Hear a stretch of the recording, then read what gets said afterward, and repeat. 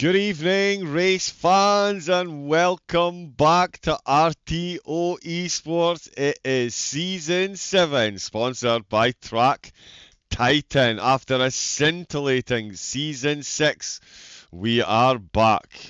And we are in for, my apologies, in for another 8 rounds. I'm trying to get in this. In for another 8 rounds of phenomenal racing here for Season 7. My name is John Wright, aka Double O Raven. And joining me tonight and for the series will be the one and only Sarah Hockey. Hello, John. Good evening, everyone. Pleasure to be here. Pleasure to have Sarah here as we take you through all of the upcoming action we will have, with almost an hour and a half of racing over the 3 splits. With 3 races in total. It is an absolute pleasure to be back at RTO this series. All new sponsors, Track Titan, simply faster. Get faster with automated insights and the best educational content in sim racing, providing phenomenal prizes for the drivers and for the viewers as well. You can use the code RTO Titan at checkout. It will give you 1 month free of a Plus subscription and 30% off the following month as well. So huge thanks to Track Titan for sponsoring, as I say, what will be an incredible Season 7. As I say, it's a pleasure to be back in the comms box for the season after that incredible Season 6. All, of course, available on the YouTube channel. We have a new season, a new sponsor, a new format. It's the same old Raven, I'm afraid, but we've got a new co-comms joining me for the season. Driver, F1 podcaster, and regular raid target of Mr. Linksay himself, so you know she's a phenomenally good egg. It's Miss Sarah Hockey. Good evening, Sarah. How are we this evening? Hello, thank you for having me here. I hope everyone is well and is excited for another season of RTO action. To start off with tonight, we will see the category have a 10-minute qualifier followed by one 30-minute race. There are no pit stops required within this championship, but the top 3 finishers in tonight's AM race will have a ballast applied for the following round at Bathurst next week, and it will go as follows: 30 kg for first place, 20 kg for second, and 10 kg for third. The reigning AM champion Daniel Zlatnik is back, hoping for a second successful championship campaign, changing from the Ferrari 296 to the Porsche 992 GT3. Best of luck to all AM drivers competing tonight. Indeed, yes, it will be the AM drivers that we see kick off the series this year. There was a lot of talk last season that they didn't get much coverage. They were on the track at the same time, of course, as the rest of the competitors down at the back. Some incredible racing, though, hard to deny that. It was Zlatnik. My apologies, that is, I can't see the server for some reason. Let me just have another look. But yeah, it was very much Zlatnik and Heselton that ran away with it last season. Zlatnik back in the arms this season, having another crack at it. The Nürburgring was a phenomenal starting point for him last season. Let's see how Suzuka holds him up at the moment. Let me just... I do have someone else. Yeah, Sarah, can you tell us about tonight's track? I'm just trying to get myself into the server at the moment. Can't seem to get me in. But yeah, but it's Suzuka this evening. Yeah, I'll get that sorted. But yeah, tell us about it. As I say, yeah, Suzuka. Tell us all about it. Yeah, like Raven said, we're racing at Suzuka tonight, which is located in Japan. Suzuka is owned by Honda, and it was first opened in 1962, and is one of the world's most rewarding but yet demanding circuits, as it almost has every type of corner a driver could imagine. The Grand Prix circuit itself is 3.6 miles or 6.8 kilometers long, with a unique figure of 8 layout and 18 corners. Suzuka is one of the oldest remaining tracks of the F1 calendar, with its long history of races since 1987. A true timeless classic and a track which always makes us Europeans wake up early to watch the action. The venue has made for many title-deciding races, with 13 World Drivers' Champions being crowned over the 36 World Championship Japanese Grand Prix that have been hosted there. And after that, we're just about ready to go into qualifying. Yes, indeed we are. I've managed to find my way in where we can see familiar scenes in the arms. There's Daniel Zlatnik up at the front of the field. He's at the top of the table in qualifying. It's going to be even more interesting, as a few people have said in the chat, all set for these shenanigans in the rain. Who's going to be singing in the rain at the end of this one? Got some new names in every category. We've got some returning regulars as well, of course, returning champions Zlatnik, David Blythe back behind the wheel, the BMW this season. Nice Woodcut, Team Snail, will love their liveries. They're currently being hidden by an inconsiderate Sky McLaren. I believe, is that Obieto? It says 93, there is no number 93 on there. We've got Baz O'Neill, a new driver this season. Samson out in the Ferrari. It's hard to go through the cars when you're looking at that rain. Brian Bond will be back, Bond Racing. There is Ander Obieto there, he's in the Mercedes. It's a whole lot of weight to be dragging about in this weather. We've got Elias Lindner out on track as well. Owen Ilsley, Raiden Shogun, another Mercedes driver. And we've got David Blythe as well. Zlatnik is out in qualifying. Let me just do some tidying up. Of course, I did mention a couple of things at the start there. Web for all the racing tonight, using live weather. Excellent. That's not the only thing they'll be using. As I said, it was there is a whole new format going on. As you can see, it is the AMs that are out on track at the moment. No longer will they be at the back of the pros and the silvers. They get their whole own race. They've got 15 minutes of qualifying, followed by the 30-minute race. They will have exactly the same ballast applied, which I'll get Sarah to give you a quick going over in a moment. That ballast will be carried on into week number 2. So the AMs will have an 8-week series with 8 races. The pros and silvers, as we're about to find out, are going to have a 16-race series. So yeah, all the more impetus for the AMs to get themselves promoted. But they're getting plenty of showtime this time around, so thank you very much to Mr. Joe Boyle for that. I'm sure the AMs are eternally grateful. And well deserving as well. As I say, they were not short of providing action last season. It's a pity not to see Heselton back. Hovens and Lawrence, of course, promoted up to the silver. Blythe and Bond, both returners, both clearing 300 points last season. Zlatnik, 612 he amassed. Heselton got to 571 with Hovens and Lawrence on 480. So the two of them certainly put their case in for promotion. Nigel Woodcut finishing in 5th in the series. I'm sure he will be looking to better that, and I will definitely be giving him a gratuitous amount of camera time, because that is easily one of the coolest liveries in sim racing. We'll absolutely love it. After the AMs, we've got another 2 races. Oh yes, the pros and the silvers will be going at it on the same track. They'll have a 15-minute qualifying session, followed by 2 25-minute races. During the second race, they will have the race 1 BOP applied. This is a little present from Linksay. Not only did he generously give them an extra 1 minute each in qualifying, which is going to make all the difference around the track like Suzuka, he also gives them a bit of extra weight in the car for doing well in the races. Sarah, would you like to give us the details on that one, please? Yeah, of course. So, after this race, the top 3 finishers will obviously get a ballast applied going into Bathurst next week. And it goes as follows. So, first place gets 30 kg, second place gets 20 kg, and 10 kg for third place. Indeed, yeah, and that will be applied to the AMs, so they will have that for race 2, which is next week, but for the pros and silvers, that will be applied. So we'll have a short break between the pro and the pro silver and the 2 pro and silver races. My apologies, reading 17 screens at once.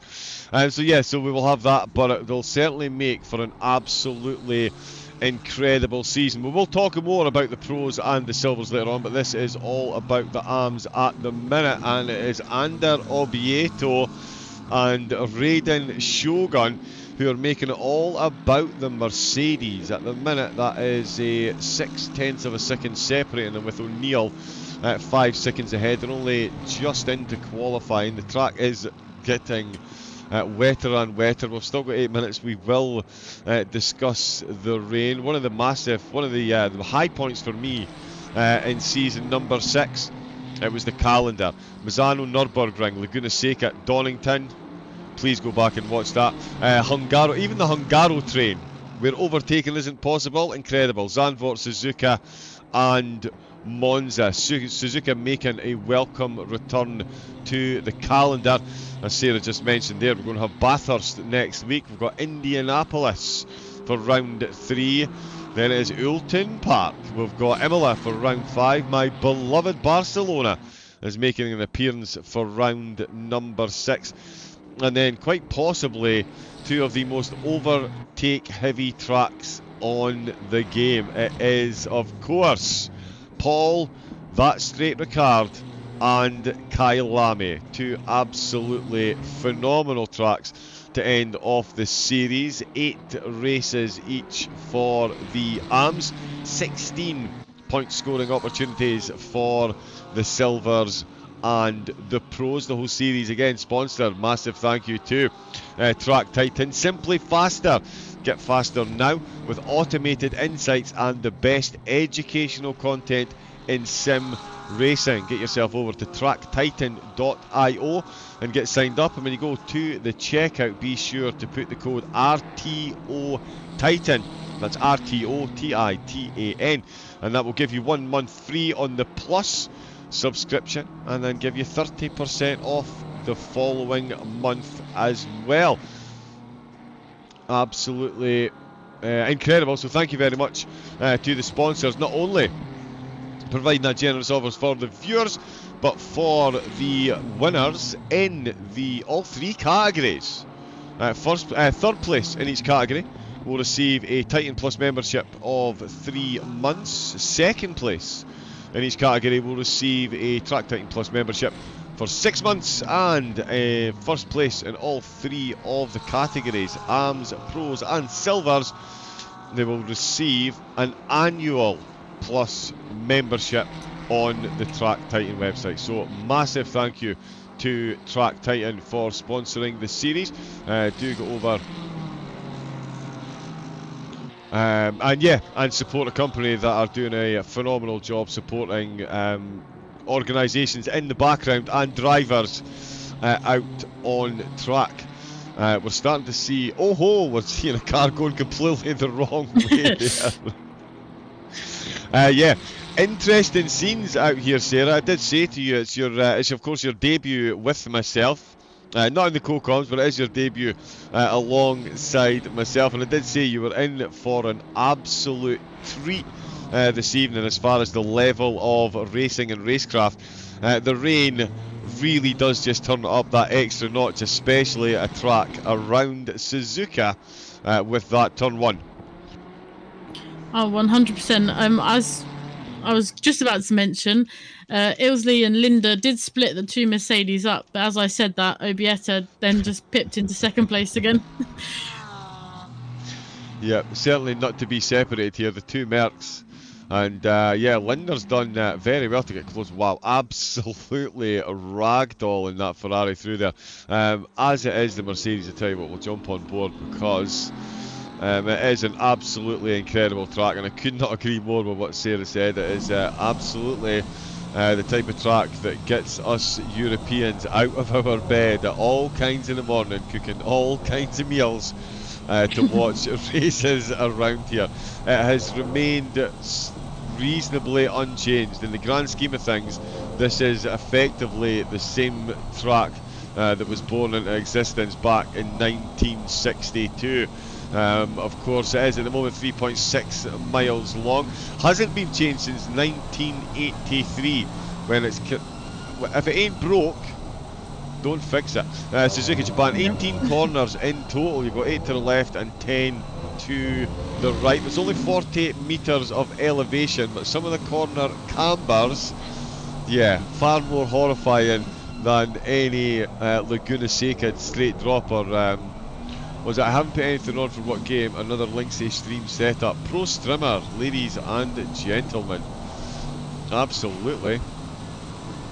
But we're on board with Ander Obieta, pro driving level. He's coming in to spoon everyone's favourite double apex corner.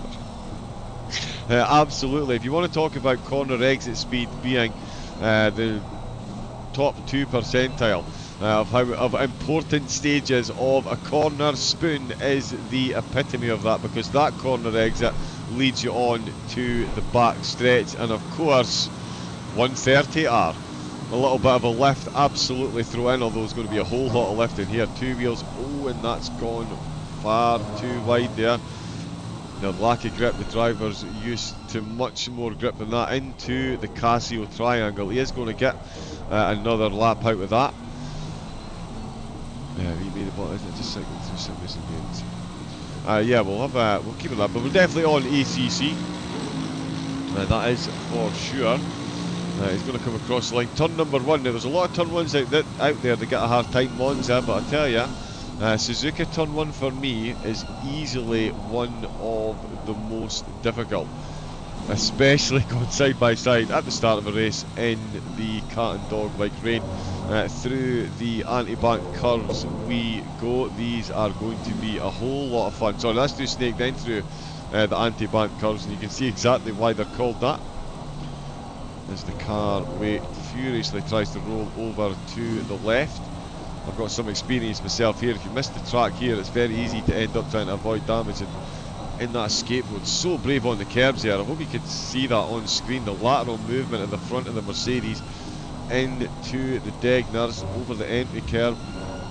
No fear at all on the AstroTurf, on that exit curve as well, and under the bridge he goes. You can hear that Mercedes engine roaring furiously as he comes into the hairpin. He's got the Porsche of Daniel Zlatnik ahead of him. Daniel 4 seconds off the pace at the moment. The returning AM champion really is getting put to the sword at the moment, as we see Obieta back to where we jumped on board. And these conditions, Sarah, they really do add a whole new dimension to the way drivers are going to take this track. The camber, it's almost as if it's magnified as you're trying to find grip in what is great weather for ducks. I'm not really sure it's great for driving though. Yeah, 100%. It kind of throws in that extra kind of factor that drivers have to worry about.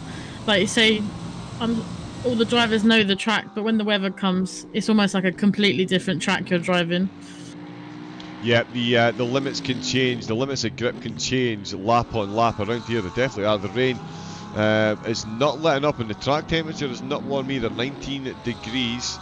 So keeping temperature in those wet tyres is going to be key. It's the Mercedes that are pulling off best at the moment with Shogun and Obieta. Lindner did put up a good, valiant effort, to be fair. He got to within half a second. He is currently, within half a second. Let's not count Shogun out from pulling on a faster time. Nigel Woodcock certainly looking to vault himself up the field with an improvement on his time in the Aston Martin. If he can bring it home, it's he's just getting through the Casio triangle, so we'll watch him cross the line first. Sam Sun is up on his time as well. David Blythe, currently 9th, another returning driver. But let's see what Woodcock does across the line. And there he goes. So he does go quicker than Brian Bond. Bond is in the pit. Sam Sun has found a big improvement there. If he can hold this,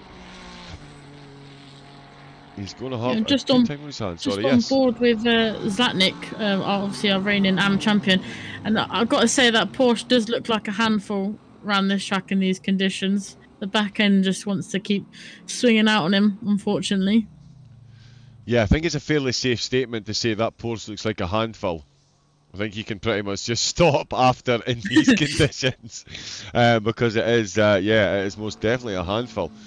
But yeah, it's a great spot there as well. Zlatnik, returning champion. Oh, son, Binzi's lap. Ilsley, sorry, is still running and in the green on the timing tower. Obieta is massively down on time, so not going to make an assault. Well, I say that not going to make an assault unless he's managed to find, unless he lost 8 tenths on his last lap in Spooner 130R. Nope. He does get a good exit there.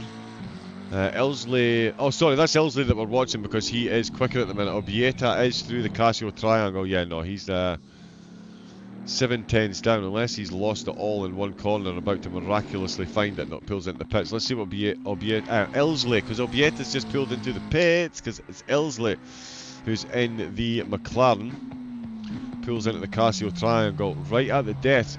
He's got 6 tenths of a second, so he will get to within a second of the lead again. He needs a big exit here if he's going to make an assault on third place. He is on the second row of the grid at the moment, and he is going to remain there, if not slightly closer to the driver ahead. And as I say that, I'm now conscious of the fact that he didn't actually improve in time there. And we shouldn't have heard that radio comm, so apologies for that. But there is the front row. It's funny how he says, yeah, there is a hazard. What was he said? They're basically downplaying the conditions. 25 minutes. This is going to be awesome. Shogun, Obieta on the front row for the AMS. Lindner and Ilsley, 3rd and 4th. Woodcote and Bond, 5th and 6th. Zlatnik, returning champion in that handful of a Porsche, 7th position. Son in 8th on row 5 for the AMS. It's going to be Blythe and O'Neill.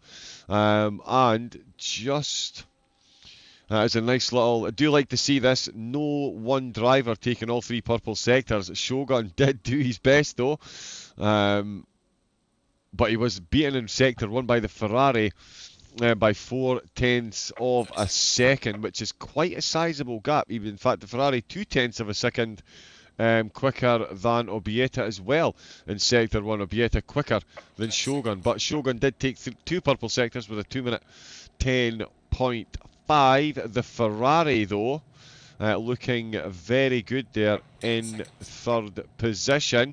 And I did see someone in the chat ask as well, the overall balance of performance that's used will be the LFM BOP, and of course the Linksay will sneak in after race 1 for the pros and the silvers, pop an extra bit of ballast into their cars. Well done to the winners, and away they go. And it does look like it's going to be the short off. Welcome to RTO, Sarah. Give us a quick thoughts ahead of this one. Rain, 10 arms, and very close with the Mercedes up front. Yeah, no, really looking forward to it. I think that qualifier just kind of showed how close all the drivers are together, which we always like to see. I've got to say, these conditions, I want to kind of see how Zlatnik gets on in that handful of a Porsche. Indeed, yeah. Well, I'll tell you what, if you want to keep an eye on Daniel, I'll keep an eye on the front row, and you can give us updates when I jump over to you. So yeah, if you keep an eye on him there, plus it'll keep you nice and close to Nigel Woodcote. Definitely got one of the best team liveries out there. Oh, no Bob, just ballast. Oh, okay, my apologies. I thought I misread that. I really do need to put my glasses on at the start of the broadcasts. Hey, it's an age joke. Certainly no joke is that winner. We've got 10 arms lined up. There is 18 signed up, so we're going to have a lot more out next week. There's foot down. It's flat out and flying into turn number 1. They certainly could be sailing into third number 1. The Ferrari gets a good start, almost gets a move of the inside. Oh, and he makes a touch with the McLaren. It's Lindner and Ilsley that have had a bit of contact. Nice. Woodcote could suddenly be looking very good through Snake and the anti-bank curves. As you come through, there is the visibility that the drivers have got, the amount of mist that's being popped up from the drivers ahead. And Lindner definitely not in an enviable position at the moment. The 2 Mercedes getting a very good start despite the contact. Lindner and Ilsley still both heading in a solid direction. Looks like a very clean start right down through the field. The handful of a Porsche is still very much moving in the right direction after the opening few corners, though. It's Shogun Still in first, Obieta second, Lindner in third, Ilsley in fourth, Woodkit in fifth, it's Brian Bond in sixth, Latnik seventh, Son in eighth place, Blythe in ninth, and Baz O'Neill in 10th position. How does Latnik get on there at the start, Sarah? Did he make it into turn one okay with the back of the Porsche intact? Yeah, went into turn one okay. Did get Son quite on the back of him there, but managed to hold on to 7th place off the start. So going well for him so far. So far. No curse to the commentator here, please. Thank you very much. So the A-Week season could get a lot longer if the Porsche does decide to go for its best, its card-carrying killer best, and take the returning champion off the track. Sorry, I'm looking at the timing deltas there. They just changed very quickly, but the Mercedes are definitely running away with it. The McLaren, as we looked away, he's absolutely lost pace there. Nice Woodkit. I did say could well be in the hunt for a positional improvement there. Was that an ooh from Sarah? We've got an overtake in the back. Yeah, I was going to say, Son's going for an overtake on Zatnik at the moment as we speak. Just backs out. Oh, that was close. He thought about that into 130R there, and I'll tell you, the thought process definitely ended the right way there. Samson could have ended 2 races for the price of 1, but he did get a very good run. We've spoken the opening about the importance of that exit that you get from Spoon. You can see early doors there, he's straight out of the slipstream and really probing up that inside line there. Zlatnik holding a very good line in the middle, but the Ferrari absolutely knew he was going to get his nose cut off there, and the BMW in the background of David Blythe actually maybe a bit hypnotised by what was going on in front of them. He actually lost pace, and so much so to turn number 1. It looks like Baz O'Neill, no, he very nearly had himself a position there. The door left open by Blythe. He looks like he's gathered himself up though. Obieta still within half a second of Shogun up the front with Elias Lindner now 1 second down, but it is Nige, Mover and Shaker Woodkit that's catching up to Ilsley in that McLaren as we get fired into lap number 2. Round number 1 off to an absolute corker. Season 7, I'm showing how it's done. Clean lap 1. Silvers and Pluros have a lot to live up to already. Yes, they do. 130 in the wet is not somewhere I would choose to overtake. Spoon-fed Badger.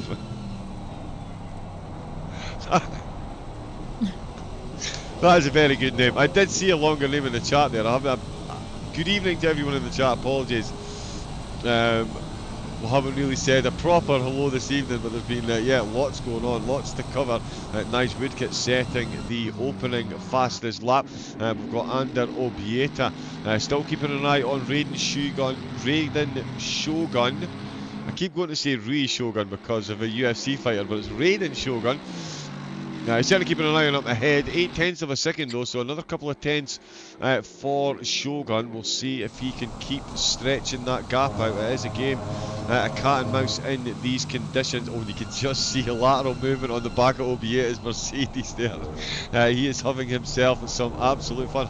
Spoon need to be having big stones. That's what we should maybe rename it.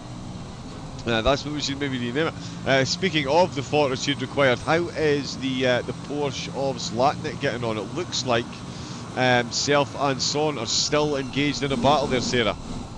Yeah, those two have been going back and forth as we speak.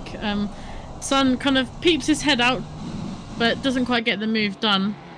Zlatnik does look like he's struggling to control that Porsche a little bit. There was a little bit of a slide coming out of a corner, which meant the gap to Son did come down considerably, but again, Zlatnik's managed to hold on to the Porsche and is carrying on going. It's one of those things where you see someone walking a giant dog and you think, are you walking the dog or is the dog walking you? I'm wondering, 100%. Who is in charge at the moment in that Porsche? Is it Daniel Zlatnik or is it the car itself? I mean, even as Sarah was talking there about the back of the Porsche stepping out, was on the exit to turn 1. Oh, look at that little... There's all those little extra bits of steering input he's having to put in. This is it. It's game over there. That's 2 wheels on the grass. He's going to be in... Wow.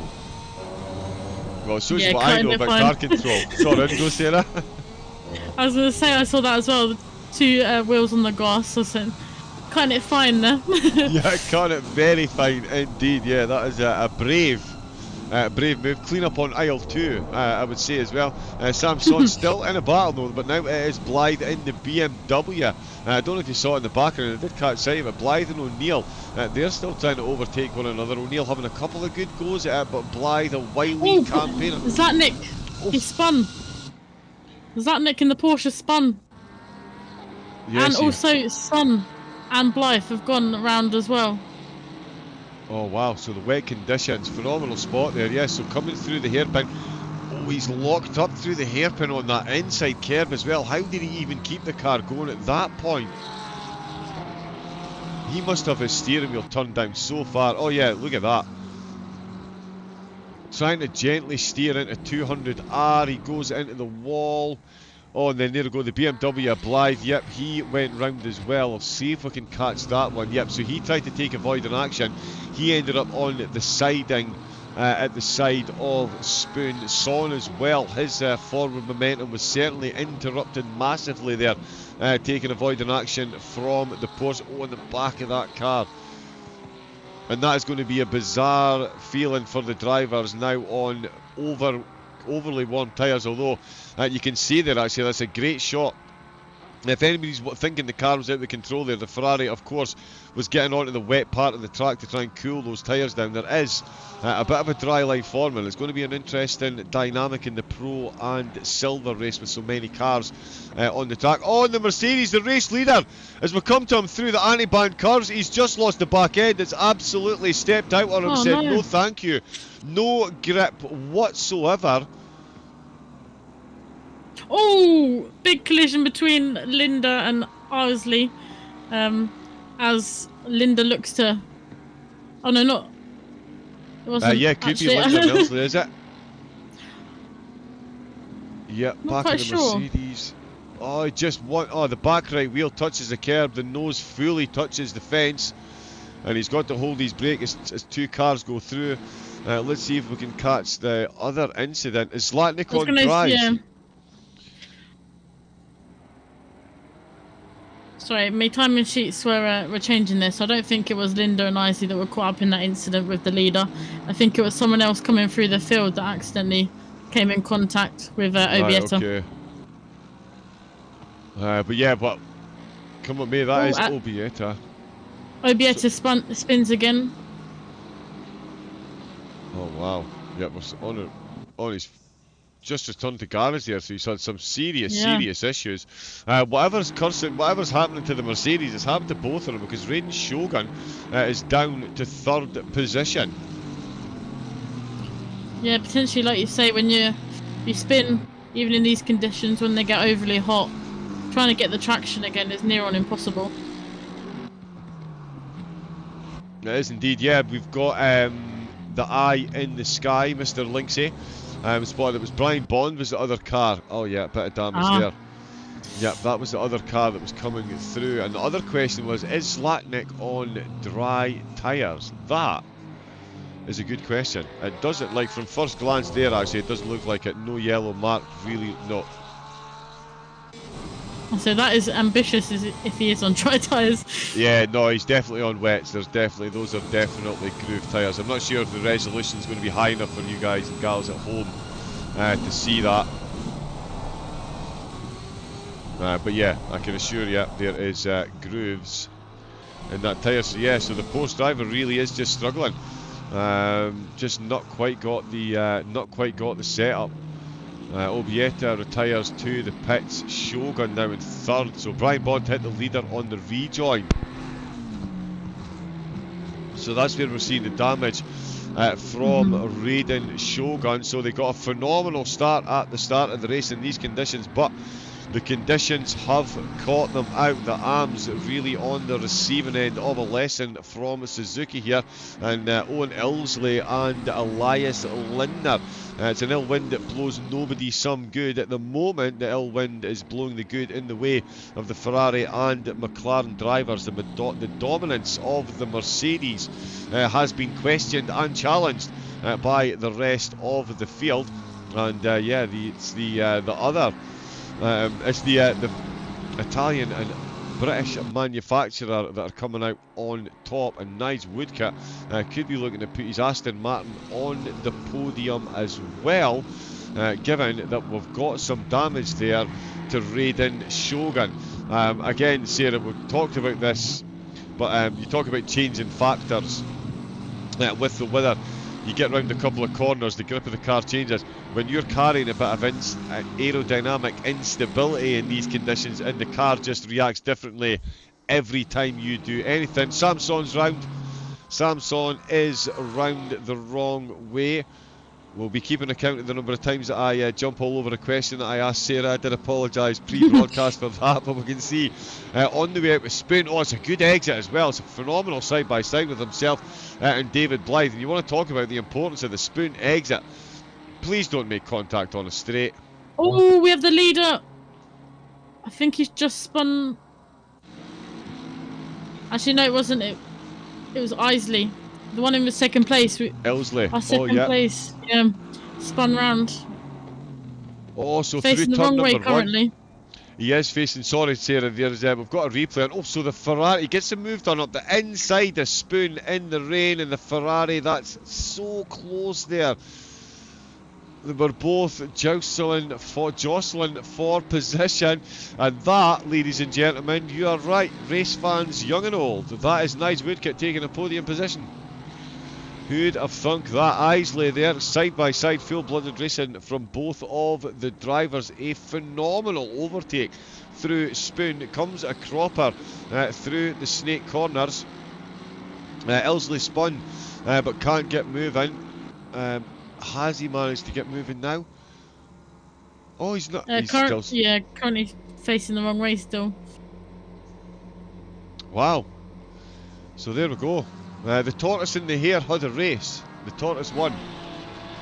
It's funny how much the Porsche looks a bit like a tortoise. Daniel Zlatnik, he's had his ups and downs and his lefts and rights, to be fair, in that Porsche. Mostly going left when he wanted to go right and vice versa. But he's up to 7th position at the moment. Again, ill wins, no good. Somebody is always going to be on the beneficial side. And at the moment, Linder, he might be carrying damage as well. Is the Ferrari now through Casio Triangle? That's either a massive mistake, and again on the exit cannot get the power down. It's almost as if they don't have traction high enough. In these conditions, you really want to have that safety net. The Ferrari looking to go defensive into turn number one. And it is, it's going to be very close in there. The Mercedes not quite getting close enough. The Ferrari did initially leave the door open, but in a straight line the Mercedes didn't quite have the power to catch. Oh, look at that on there. Can't even finish a sentence in the back of one of these cars is stepping out and trying to kill the drivers. The rear spoilers are looking to get more. They're looking to get more camera time this season than the drivers themselves, as Elsley is still there. He actually really needs to move them, I think about it. That's going to be a yellow flag. And I'm not sure exactly what's going on there. Is he... So the car's in second gear. Yeah, I think we need to chuck a wee meatball flag. Oh, through Degners, we've almost seen a Ferrari off into the gravel there. Underneath the bridge to 130R, it was almost a Ferrari into the Armco barriers. The Mercedes takes a different line, one on the wet line, one on the dry line, highlighting again that once you get those tyres warm, it's really going to be quite tricky to get them back into that perfect operating window. We're just over the halfway mark of the race. That's been 15 minutes of racing already. I did promise you some phenomenal racing to welcome you to RTO, Sarah. The drivers and the conditions are combining to absolutely deliver, and we've got, I was about to say, we've got a couple of wounded warriors up at the front doing battle, but Shogun has a wiggle through Spoon thanks to the conditions, and the racing will continue. Incredible stuff to start the season. Oh yeah, 100%. You've definitely kept your promise. It's some pretty good action so far. As you were saying, I was just watching our leader Linda and Shogun. I was seeing if Shogun can kind of reinstate that Mercedes dominance we saw at the start of the race, but like you say, little wiggle meant that he loses a lot of time to Linda out in front.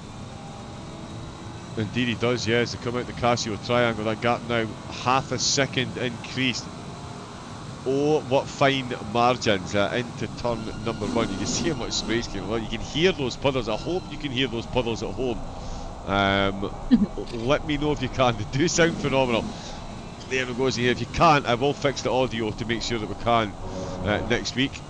But yeah, you can hear just how solid and how deep those puddles are that the cars are coming through. And anyone that's driven on a motorway will know exactly what happens when you hit a puddle above 50 miles an hour. That wheel will pull. So all the extra grip on the steering wheels this week, I'm absolutely sure, as Lindner still leads the way in the opening round of season number 7 of the RTO Track Titan GT3 season.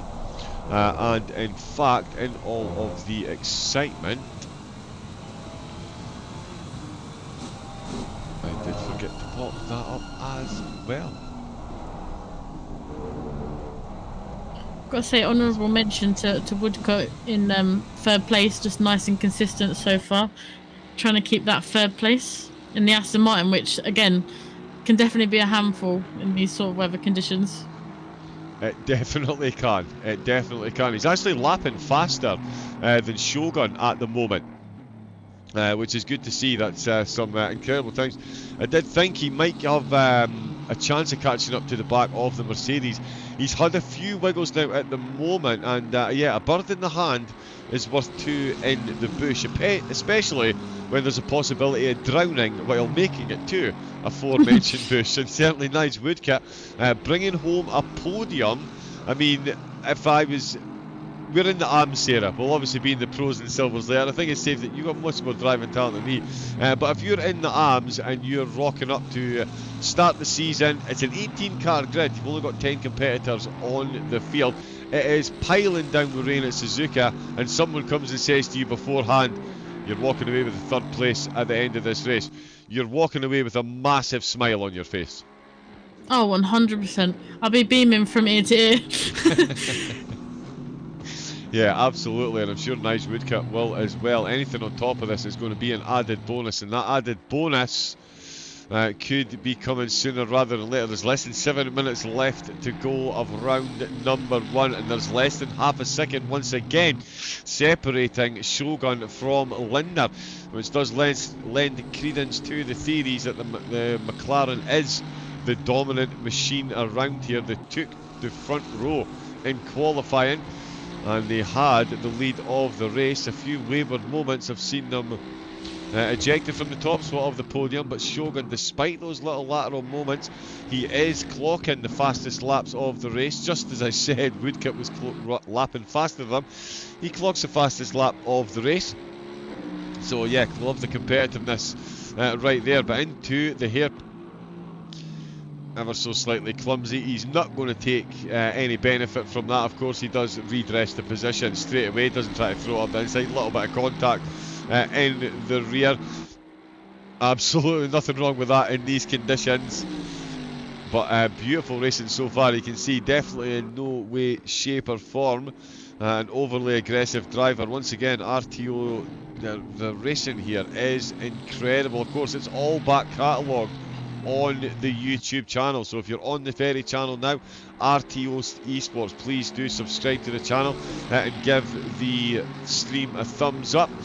Massively appreciated by the drivers and the organisers as well, because look at the racing we're being treated to here. This is the arms. We've got the pros and silvers next. Oh yeah, 2 races still to come from them, including the qualifying session, and you better believe they will have exactly the same condition. Through the Casio triangle once again, that Ferrari not quite looking the planning. It's exactly as we saw in the qualifying timetable, Sarah. We saw the Ferrari take the purple sector in sector 1. Look at weave to try and break the slipstream. That is crazy stuff. We saw the Ferrari take the purple in sector 1, and the Mercedes dominantly take the purple sectors in 2 and 3. And it's exactly how it's playing out in the lap. The exit to the last corner, it's all about the Mercedes, but the Ferrari gets it done in sector 1 and then just defends through sector 2 and 3, and with 4.5 minutes to go, I mean, you're hard pushed to pick either of these drivers as to be the winner. This is tooth and nail stuff here. Yeah, very close to call at the moment. like you say, it looks like the Ferrari is stronger in Sector 1 and then kind of, like you say, defends in Sector 2 and 3, and that allows Shogun to kind of get on the back of Lindner again. But like you say, we've got 4 minutes left. Can we see Shogun try and overtake for the lead? I'm not sure, because like you say, that Merc, it's strong, but will it be able to get enough pace to get around in the tricky conditions? Yeah, indeed, it's amazing how wide you can make that Ferrari when you put some effort in. Speaking of putting some effort in with the Ferrari, Baz O'Neill was behind David Blythe. He is ahead. Blythe looking to retake the position if he can. Another incredible battle. We've got CJ Heselton in the chat as well. Great battle for P1. It is indeed a phenomenal battle for P1. That's also a battle for P5.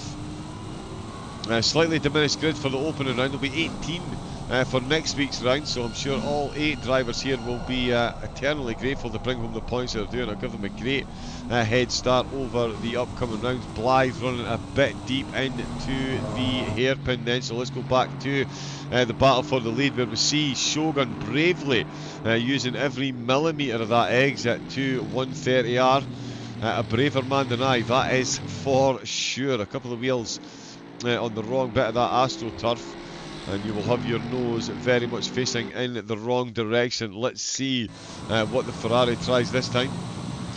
And he keeps it in a straight line. Yeah, for me, definitely the best way to do it. You lose far too much time weaving again into those massive puddles into turn number 1.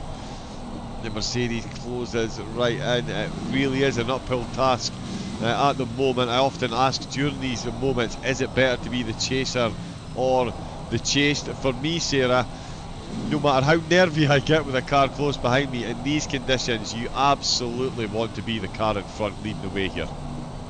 Oh, 100%. You don't want that visibility to be kind of the factor of why you go off, or you miss your braking point. You want to be in front, have a clear-ish view with the weather conditions, so you know like when to brake, where your lines are.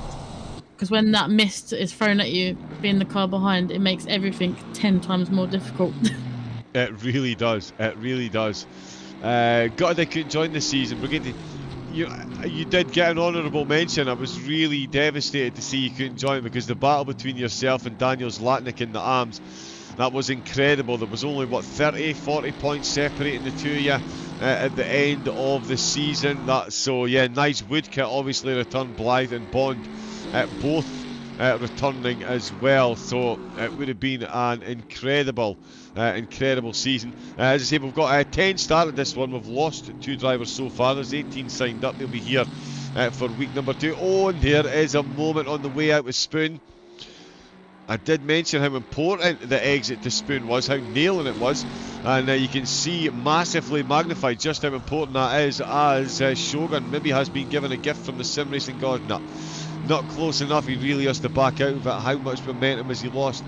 We've seen Lindner struggle on the way out with the Casio triangle. Actually, we've seen Shogun struggle on the way out with the Casio triangle as well. Is that going to be the case here? Can both cars nail it? And it's the Mercedes who has a bit of a move on the back end of the car. Certainly not what Shogun was looking for. Definitely what Lindner was looking for. He crosses the line to start what will surely be the final lap. It's Lindner leading the way, Shogun second, Woodkit in third, with Bond and O'Neill fourth and fifth, Blythe in sixth, Zlatnik in seventh position, Son currently in eighth, Blythe and O'Neill back to within 6/10 of a second, and Zlatnik getting involved in that as well. Is Zlatnik about to pull some kind of world of a double overtake on the last lap? Don't put it past him, folks. He has done this type of thing before. He was the ARM champion for a reason, because I can assure you, as I was saying, Heselton put up quite the battle last season. One of the closest battles that we saw across all 3 championships. And I've totally lost my train of thought there because I got looking at those standings again.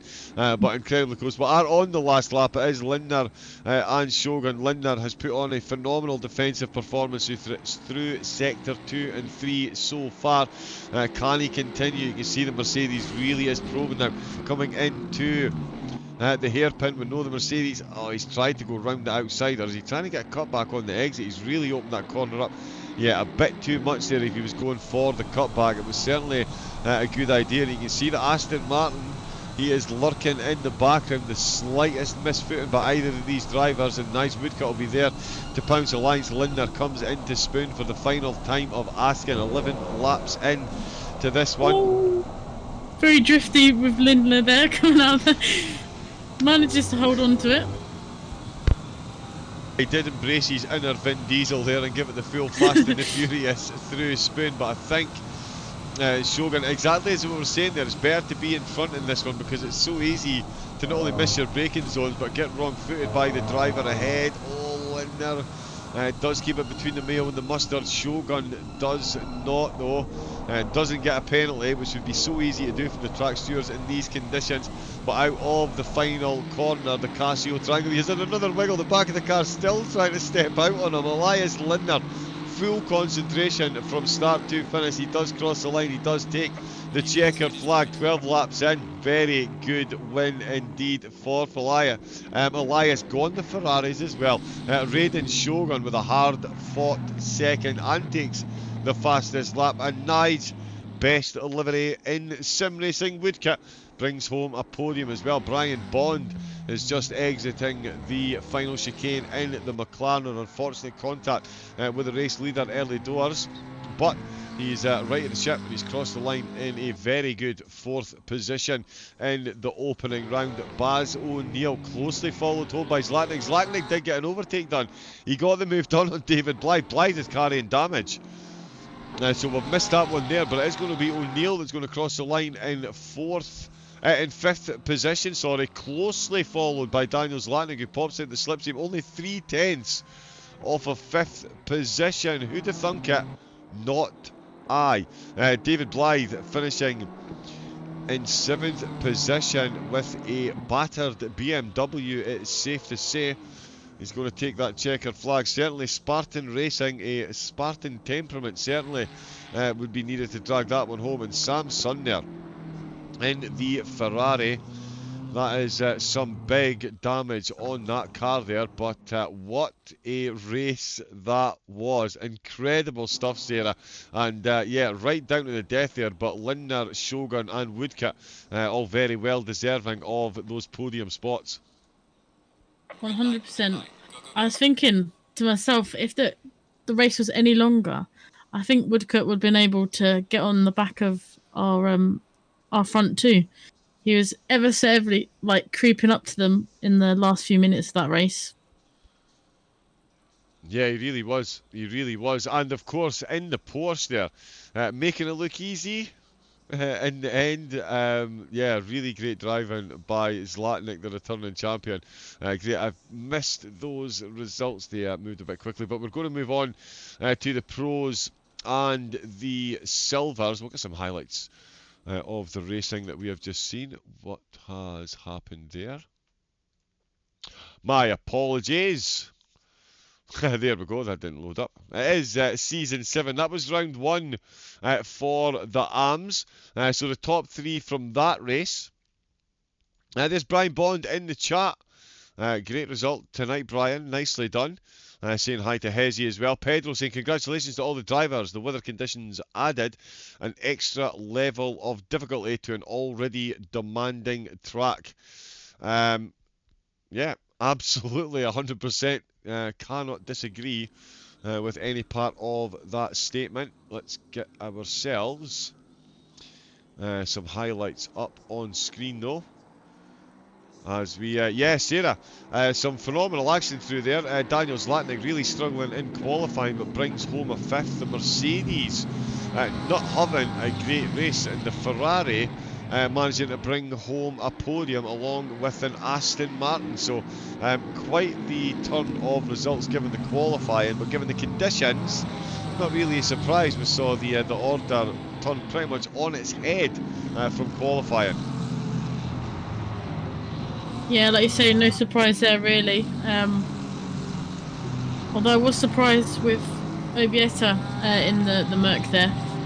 It looked like he had the handle of it in the first few minutes, and like you said, the weather conditions just kind of turned everything on its head. And any car that you feel comfortable with, whenever you get these sort of rainy conditions, you almost kind of feel uncomfortable with the car for a few minutes where you're getting adjusted to everything. So yeah, I think all drivers should be really happy with their results today. Very difficult conditions on a difficult track. Indeed, exactly. Yeah, well surmised. We can see it there, Andrea Obieta in the highlights, exactly as Sarah just spoke there. The conditions, just that millisecond catch you out. And okay, there we go. That was the incident. So yeah, Brian Bond was the yeah, that is what happened with the rejoins. Were you on slicks? It was crazy unstable. Hopefully nobody was out there on slicks. That would be yeah, massively impressive. Let's be fair to get to the end of that. That would be pretty impressive.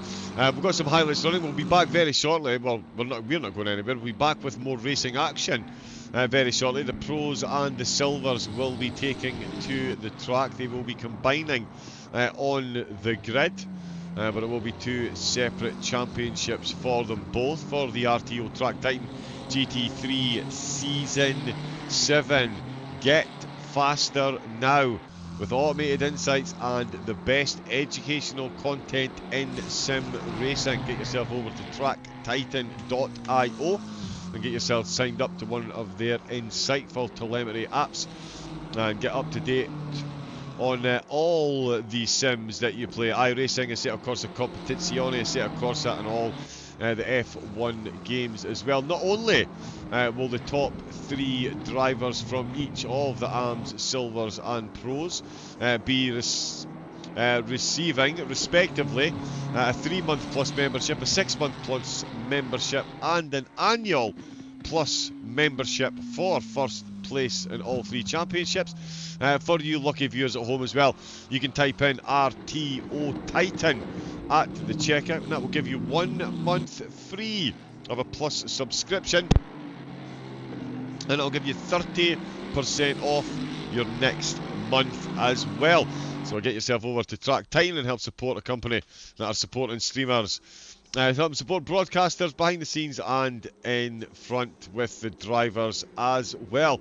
A certain Midnight ISO wet track question mark. I feel like the question mark may be slightly sarcastic. I feel a comma there might have done the job there. Luke, good evening, how we doing? A hint of racing amongst the chaos and carnage. It was one of those things, like we'll see in the I think Sarah will agree with me, the ARMS had a phenomenal opening couple of laps. Taken, as Sarah said herself, difficult conditions, difficult track, but they had a phenomenal start, Sarah. The first couple of laps, incredible, but then when the wheels fell off, yeah, they fell off. They did, and like you said, like you alluded to, there was a lot of wounded warriors out there, and it was good to see them carry on going. And like we saw towards the end of the race, fighting for podium positions again. They won indeed, yeah. It was good to see a nice woodcut, and indeed Daniel Zlatnik in that Porsche. I did say the tortoise and the hare had a race, and it does look like a tortoise shell, but being fair. Yeah, he did phenomenally well. Hello Midnight, you missed out on a very entertaining race. Fear not Pedro, Midnight or anyone else, because all the races are beautifully backed catalogued by one Mr. Joe Boyle himself, of course, Mr. Lixie. You can follow his racing adventures on Twitch. Let's face it, we all know that already. He is a phenomenal racer, putting together these leagues, putting together races. Not only that, imparts so much knowledge to the drivers as well. Oh, it's really painful to watch those highlights. You have to absolutely feel for Andrea Obieta there. But yeah, Mr. Lixie, give him a follow on Twitch. Please do subscribe and give a thumbs up on the stream as well. A lot of work goes into the background, and I know from my own personal experience, the way he imparts knowledge, he doesn't just tell you how to be, tell you how to take, he explains how to be quick round the track, and he made me very quick round the Nürburgring, for which I will be eternally grateful. So yeah, please do give him a follow on Twitch and of course here, and you can go back and watch the whole broadcast back again. We will be going into Quali. Are you in the pro server, Sarah? How are we looking in there? I am just getting in now. It looks like so are the drivers.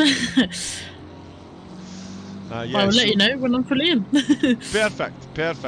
Well, yeah, we are going into the second half of the broadcast. It will be 2 races. As I said before, it's a whole new format to last season. New sponsors, new format. Same old me, but there will be Sarah Hockey joining me for the entirety of the series. So fresh blood in the CoComs box for this one. And yeah, I did promise her before this we'd be treated to some incredible action based on last season, which of course saw Luke Southall take the top spot in an incredible battle in the pros. Sigurd came from no place after missing the first race and managed to get himself up to second. Revzig and Peter Brett finishing in third. Dan Watts finished on exactly the same points as Jordan Watson. Liam Page finishing in fifth. Elliot Simpson and James Whittaker all making it inside the top 10. Andre Dixon Chen finished in eighth. That tells you how tough a season that was. Nergard and Dan Edvardson rounding out the top 10. Edvardson only raced a few times. Ben Nergard, 280 points. And of course, in the silvers, it was Paul all-conquering Sidlowski. And I'm going to be honest, he is my one to watch for the season. He is up in the pros. But if you look over the season, his ability to score points, absolutely unquestionable. Easily the largest lead over any of the series, any of the categories that we presided over last season. And yeah, safe to say I'm expecting big things from Paul in the pros this series. Christoph Holzer, Ryan McCord finishing in the top 3 in the silver. Richard Gasser and Tom Solis 5th and 6th respectively, both back to stake their claim for top 3 spots as well. Nick Cooper, Maritz van Coverden will also be joining us out on track. What we're going to do is I quickly switch server. Again, thank you to Track Time, and a massive thank you to Sigurd Revzig for putting together this little bad boy.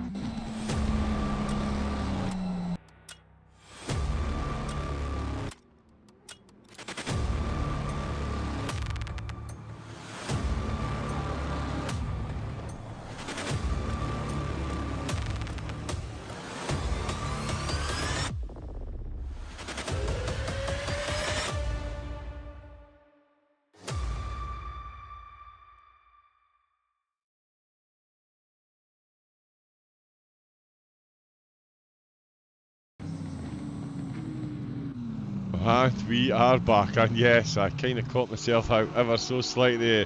Hello once again, and welcome to everyone in the chat. My name's John Wright, aka Double O Raven. It's my unbelievable pleasure to be back here at RTO for season number 7 after an incredible season number 6. Sponsored, of course, by Track Titan. We are in for an absolute cracker. We've already seen some incredible action from the AMs. Next up, It is the pros and the silvers. And as I said, joining me this season for the entirety of the season, streamer in her own right, F1 podcaster, is Miss Sarah Hawkey. Sarah, the pros and silvers ahead. Looking forward to this. Yeah, hello again. Looking forward to watching the pro and silver categories around this track. Like you say, we were treated by a really good race with the AM, so hopefully the pro and silvers will put on just another good show for us. Indeed, yes. And the format of the race, 8 minutes for each class in qualifying, Sarah. Yep, we'll be treated to a 16-minute qualifier, 8 minutes for each class, with the silver starting the first 8 minutes, and obviously the pros taking the last 8 minutes.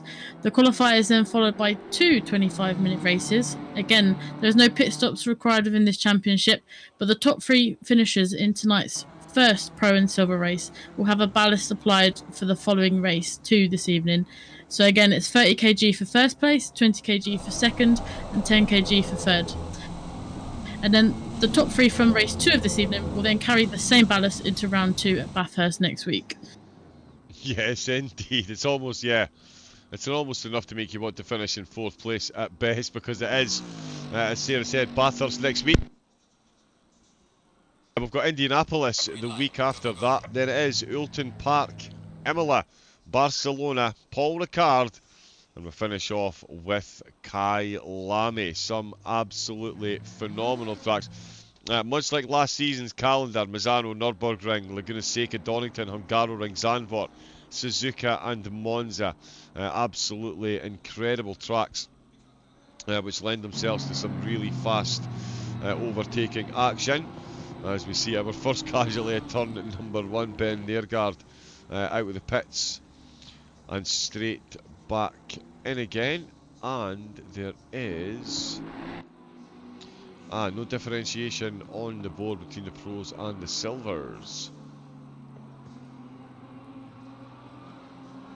But yeah, we will be able to keep up with that. Quite a few names returning, as you can see. Quite a few new names as well. The likes of Gasson, Page, McCord, all returning. We've got Raji and Butera joining the series, as well as Priatko, another Mercedes driver.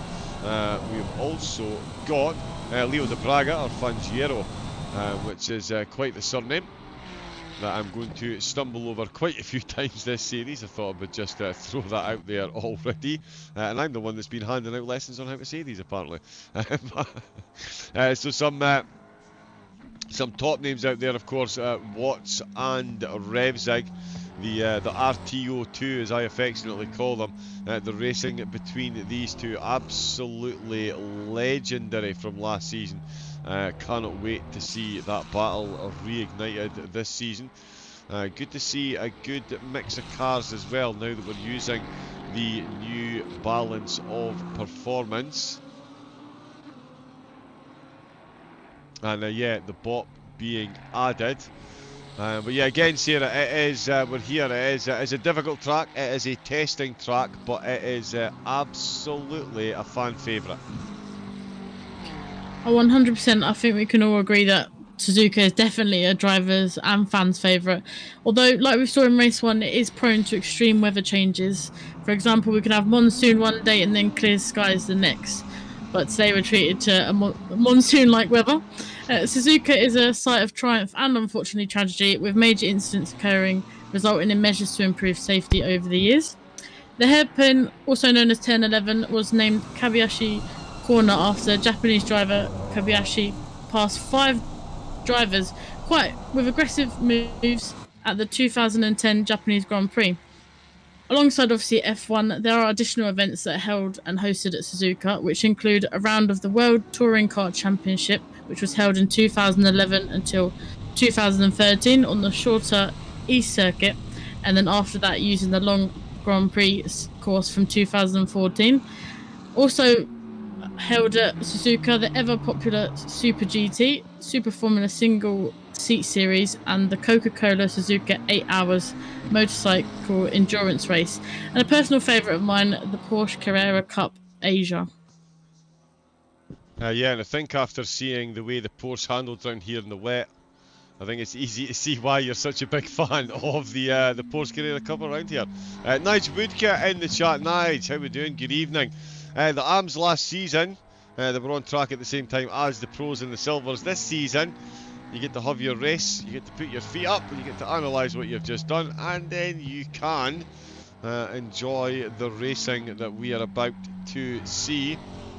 But please, how was the conditions there? Did you expect to get yourself on the podium? Aston can certainly be a bit of a handful at the best of times, and yeah, those conditions can confirm not the best of times. 100%. Pedro saying some of the cars looking more difficult than others to control. Of that you can be absolutely sure. Yeah, the Porsche, as we saw, definitely a difficult one. We've got Giardi, new to the series. He is out in the Porsche. Marcel Snapeman, of course, no stranger to the series. Someone didn't upload their livery in time. But yeah, Snapeman out in the Lambo, a car that absolutely adores the wet. We've got some times coming in. Stuart Pryor, one of the newer drivers in the series. He has gone for a classic in the livery stakes. Of course, the Budweiser Racing for RS Motorsports. Is Pryor already 2 seconds quicker than we saw from the AMs, as Tom Solis goes even quicker. Marcel Snapeman in. Oh, the back of that Lambo stepping out when he hasn't even... Oh, he lost a 10th. But already, again, Sarah, I'm going to live up to that promise before we even get out of qualifying for the pros. The top two around a 3.6 mile track, separated by 600ths of a second. Third and fourth are separated by exactly a 10th. Yeah, I'm excited for some close racing in this Pro and Silver race. Like you say, the quali's already setting up for a good race with how close they actually are together. Indeed, yeah, and this is the silver drivers. They've still got the pros to come out on track as well. So these drivers have...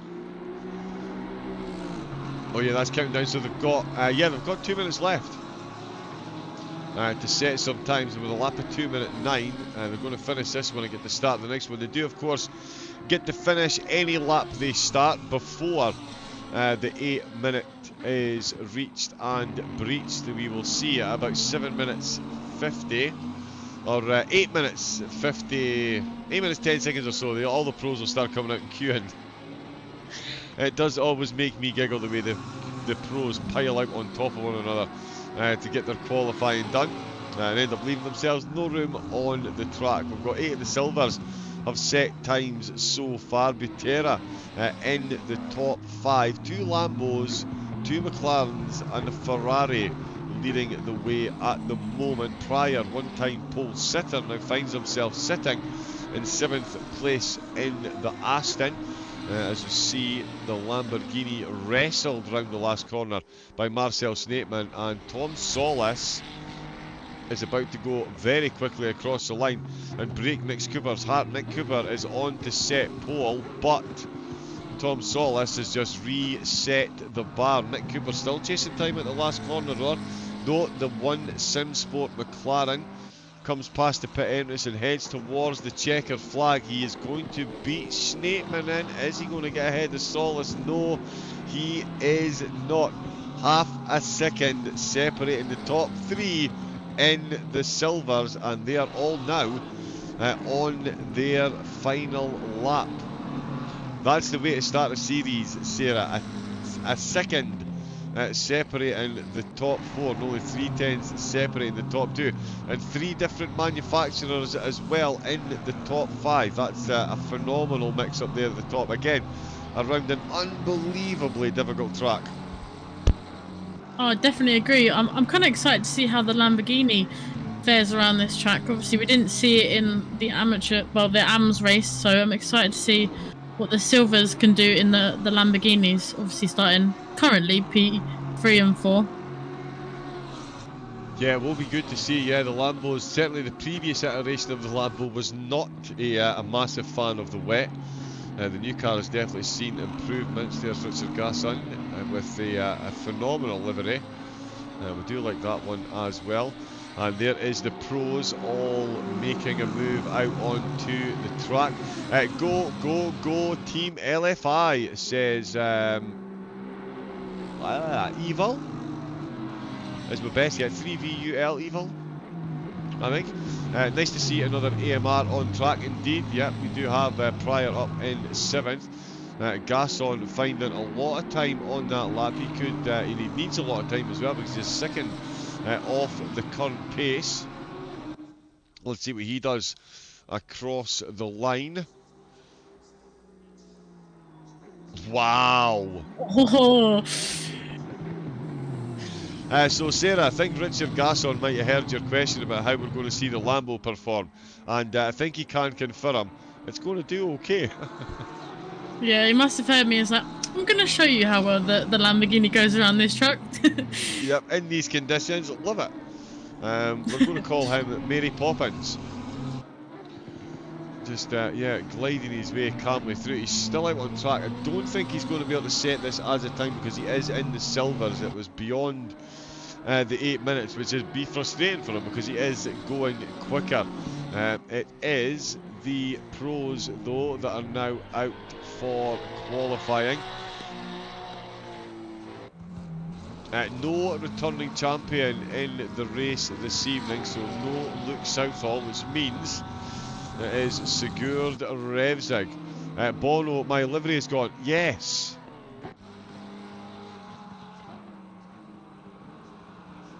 I'm not 100% sure what happened. I did do an update. I waited until Joe, of course, knows. He puts out a little notification so we can get things updated. I have no idea. I certainly haven't changed anything. But hopefully we will get it running again. But yeah, I'm afraid that livery is gone, Marcel. We've got Richard Gasson. His isn't gone. His time might be, though. Because again, the silvers do only have 8 minutes of quality. Matt Whitburn is out on track, but it is Ben Nergard, Dan Watts and Sigurd Revzig. Watts and Revzig, I mean, these two alone can provide hours of side-by-side, nose-to-tail racing. It is incredible. We'll see them battle it out up near the sharp end. Sigurd's Porsche livery hasn't worked. Okay. We'll see if we can get them. And of course, my tip to do really well this season is Paul Sadlowski, who's in the Audi this time around. He was promoted from the Silvers. Had an absolutely outstanding season 6. His average points way above the median curve compared to the rest of the competition. So yeah, I'm very confident that he is going to be there or thereabouts after the final checkered flag. 16 races into this. We're seeing a couple of yellow flags, and that's something that we're going to see during qualifying. Much like in F1, Sarah, the pro drivers really do look to use as much of the track as they can. And the problem with being right on the edge is you can go over very easily. Oh, 100%. We've seen it numerous times. Obviously, qualifying is kind of a driver's time to get used to the track for the final time, set a good lap time, and like you say, they want to use every inch of the track possible to gain even a tenth of a second. That all helps when you're trying to set a time to sit on pole. Indeed, yeah, but we're seeing gaps at the top as small as 600ths and a couple of tenths. Every tenth definitely helps. There's Sadlowski. His first crack at qualifying, and it is a 2-minute 9.132. So at the minute, yeah, he's quite off the pace. Liam Page, wow. I don't know why I'm saying wow. He is one of the hottest talents in the league. Had some unfortunate results last season, but this season, Page doing it out the front, so you could thought it's... I mean, the Lambos might be doing well here, Sarah, but the Ferraris and the Mercedes, they are not ready to give up their crown, so we might not have seen Lambos in the AMs. That might be because the AMs have got more sense than to drive them around here, because, oh, never mind, Dan Watts in the BMW. Here we go. Sarah, welcome to RTO. 2500s. 2500s currently separating the top two in the pros. And there goes Sigurd Revsig to get within 0.2 of a second for the top three. Incredible scenes with 2 minutes to go, Sarah. 100%. I'm very excited for this race. Like you say, it's geared up to be a really good race. Everyone's setting times that are so close to each other. They could almost all sit on pole position. Yeah, I mean, a lot of these drivers are going faster around this course in the wet than I can go in the dry, so yeah, to Same. get that close. Yep, exactly, yeah. And again, it's no mean feat around the track like Suzuka. 3.6 miles long, 18 corners you need to traverse, 8 to the left, 10 to the right, and of course the 40-metre elevation change, which isn't as severe, of course, as some tracks like Rouge Radion, Laguna Seca's Corsu, but certainly the camber of the corners definitely keeps you on your toes. The anti-banked curves are called so for a very good reason. We're seeing Dan Watts here on pole position, making absolute mincemeat of the track at the moment. He's on another decent lap as well, it has to be said. Matt Whitburn is the driver making improvements at the moment in the McLaren. It's going to be Revsig and Nergaard that are looking for improvements. Paul Sidlowski currently in 6th position, the lone Audi driver. So yeah, it's going to be interesting to see what the Audi does over the season. Talking about the Lambo making an appearance, the Audi coming back from nowhere. Recent update for liveries has not been applied. I did an update on Awesome Sim Racing before. I did it 6 minutes after you popped that notification in. Wait, now where do I see? Oh no, there we go, liveries.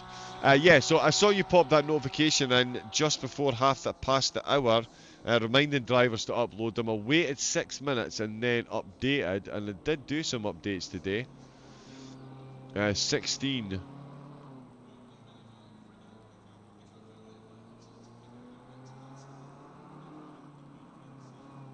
So yeah, I'm not 100% sure why some of them haven't worked and some of them have. Because yeah, Ben Nergaard's got his new livery. So's Dan.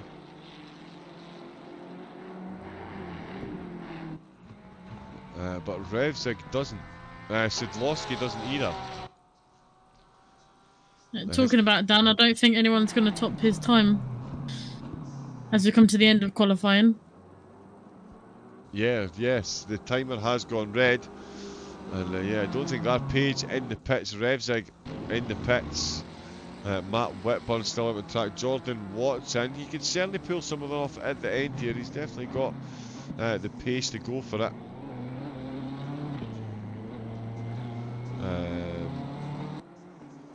Sorry, I'm just quickly update. Yeah, no updates for. Yeah, just doing a quick update again. There's nothing else coming through though. So we'll click on John Watson. Does he take any improvement in position? He does not. 11th place it will be. It's going to be Dan Watts who opens his season 7 account with that pole position. But as we've seen in this race, it's not about where you start. It's absolutely about where you finish. Only one purple sector set. He says as he quickly scans the data to look for any identical matches. No, but as Dan Watts takes the top spot, Liam Page will join him on the front row. Revsig and Nergaard making it an all RTO row 2. Cooper and Sidlowski on row 3. Whitburn and Whittaker 7th and 8th. Solis and Schneepmanen rounding out the top 10. Then is Watson, Butera, Raji and Pryor 11th through 14th. Ryan McCord and Whitburn. 2 people have DQ'd for not following quali split rules. Gasson and Priadka out of the race. meaning Fangio, RP and Giardo all improve in their position up to 20th. So there we go. 20 seconds, so we'll be out for the race very quickly indeed. Any final thoughts ahead of this one, Sarah? I'd imagine just sheer anticipation and excitement given the palate cleanser that we've had from the arms, the pros and the silvers with those quali times. Suzuka in the wet, it's set up for a worldie. 100%. Definitely the gap between Watts and Page, that was basically nothing. So yeah, very close together. And I was just noticing, obviously, Solis and Schnappman out qualifying. Yep. Yeah, Schnappman out qualifying Watson in the pro driver. So definitely a good qualifying for both those drivers in the silver category. Yes, indeed. Well, I'll tell you what, there's a straight split. Do you want to watch from 11th? You keep an eye on 11th. Down at the start, and then we'll merge somewhere. I'll keep an eye on the top 10, and we'll see what action we get, because yeah, turn 1, you want to talk about difficult turn 1s, Mons, Bathurst, welcome to Suzuka, where only the brave go side by side, and we've got 21 of them on track at the moment. Gasson and Priadka, they're going to start from the back, so they didn't follow the split rule, so they will start from the back. But over the finish line,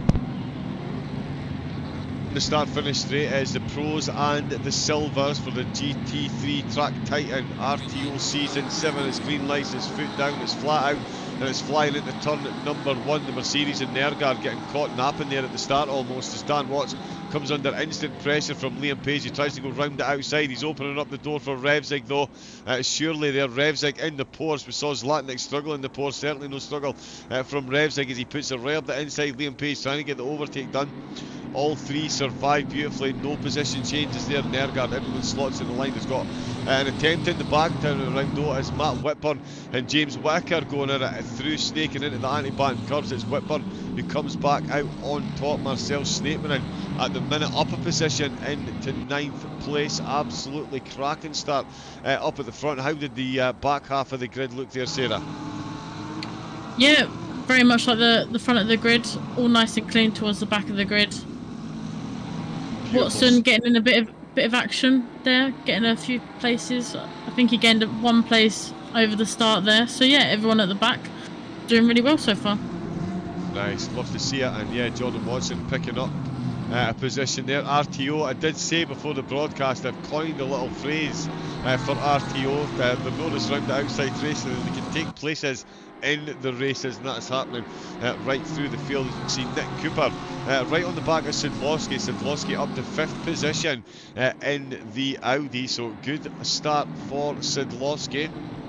I did say his ability to score points, to average well above the median for last season, so definitely one to watch overall for the series. Might not win many races, but he will be there or thereabouts in the top 3 at the end of the championship. They're all there or thereabouts one another as we come to the end of lap number 1. It's Watts, Page and Revzig still leading the way. Nergard, Sidlowski 4th and 5th. Cooper, Whitburn, Whitaker, Schnappman and Watson rounding out the top 10 through 1:30 for the first time of asking. Another 12 goes during this race, and another 12 in race number 2, when 3 lucky drivers will be carrying up to 30 kilograms in extra weight. Their crime, doing well in race number 1. Gasson's doing well in race number 1. Oh no, he's not. Richard Gasson is facing the wrong way completely through the Casio triangle. He breached quali rules and started from the back of the grid. He'd made it up to 17th place. And in fact, that might have been even further than 17th position. He was having a look up the inside of the McLaren, and in fact, he got well past the McLaren there in the braking zone. The McLaren braked a bit later. There's a bit of contact there. The Mercedes has a look up the inside. That's a double tap. One to the chest, one to the head, and that is a Lamborghini facing the wrong way. And he's going to crawl out of the Casio triangle. The race leaders, though, unaffected by that, of course. Paul Whitburn and Priadka was the McLaren Mercedes. Ironically, the other driver that breached quali rules and started from the back as well. So it was the two drivers that started from the back that made contact there. Ghiardi, Facina and Fangio find themselves down at the back. The Porsche not handling well for Fangio and Ghiardo, but you certainly can't say that for Revzig up at the front of the field. He has given Liam Page an absolutely torrid time in that Ferrari, even in this massively reduced visibility. And you can tell it's reduced visibility because he's got the window wipers on. He's definitely in the in-car view, and this is effectively the view that Sigurd Revzig have of the battle ahead. And you're right, that is difficult to tell that's a battle ahead, because you can rarely see Dan Watt's BMW ahead of the Ferrari. I did say you can make that Ferrari very wide. It's wide enough to obscure an entire BMW. The spray definitely helping in that one, which will be a huge hindrance to secure, but like absolute clockwork. Look at Page there, straddles that exit curb. We've got penalties coming in. Look how close he is getting. He is much quicker than the Ferrari through the Casio Triangle. We saw that in race 1, Sarah. The Ferrari through the Casio Triangle really struggling. Liam Page in the pros through the Casio Triangle. The Ferrari struggling once again through there. Yeah, the Ferrari doesn't seem to find around that third sector, but quite strong going into sector 1 and sector 2, as we saw in the AM race. Yeah, we certainly did. We've still got a close battle up at the front. Is there anything in particular you've got your eye on further down the field? I mean, it's hard to pick out a battle here because there's so much going on, but is there anything you're particularly watching at the moment? I was just on board with Solis and Butera. I was just watching them quite close to each other at the moment. As you say, they're all quite close together at the moment, so there's battles across the field.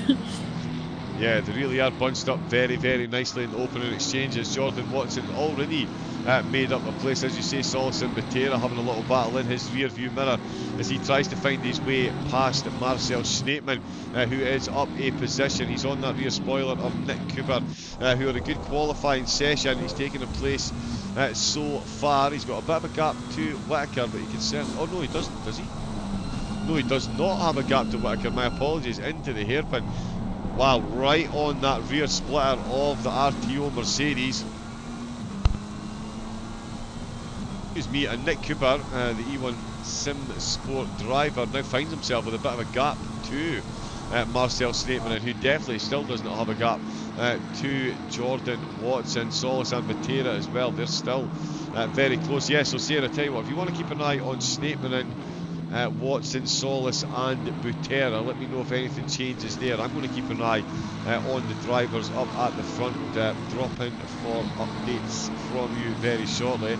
I'll keep an eye up at the front here. Oh, the back of the car there, Dan Watts, standing ovation. Let's jump on the helmet cam and watch this. So this is the exit of Spoon, and on that exit curve to 130, I mean, he's really pushing his luck there anyway, just letting the curb straighten the car out. He's got a good exit there at the Spoon along the back stretch. The Ferrari certainly looking to chase him down. Revzig is a bit further down the road and into 130R, completely unchallenged, and the car just decides to require a full steering lock to the right, which Dan Watts was more than happy to provide, I'm sure. Clean up on aisle 3, but he does keep the car going in the right direction and keeps it incredibly in the lead of the race. Sigurd Revzig keeping it to within 0.7 of a second as well. Marcel Schneemann and Cooper. This looks very nip and tuck, Sarah. It's very difficult to take our eyes off either of these battles, but this one here, these 4 cars, Marcel Schneemann right in the middle. How is the battle playing out? I mean, it's only been a few corners, but how is it looking? Exciting. Like you say, they're all very close together. Keeping an eye on Watson, in particular in that BMW. Just trying to wait for the right moment. But also behind them, Gasson just overtook Facina, and we have Fangio on Whitburn. Oh, nice, well spotted. Yeah, a couple of overtakes there. Is that? Has he already got that done? That's yes, he has already got the overtake done there. We'll see Fangio, yeah, getting an overtake done on Whitburn. Yeah, good spot. So Gasson back up the field after that. So back up to 17th position. That's where he was when he ended up dropping out of the field. Yep. He's just about to overtake Gallardo as well in the Porsche. Okay, we are on a replay at the minute. Let's get that. Oh, Yeah, like you say, Gaston. Gaston really looking to get back up the field due to that qualifying, making him start right at the back. At the back, yeah. And this could actually work in his favour in race number 2. Oh, and he gets it done in the hairpin. The post more than leaving the door open, realising it was the quicker car. More than happy to get in the slipstream. Although, are you happy to be in the slipstream? Top 3 battle, wow, indeed. Oh, wow.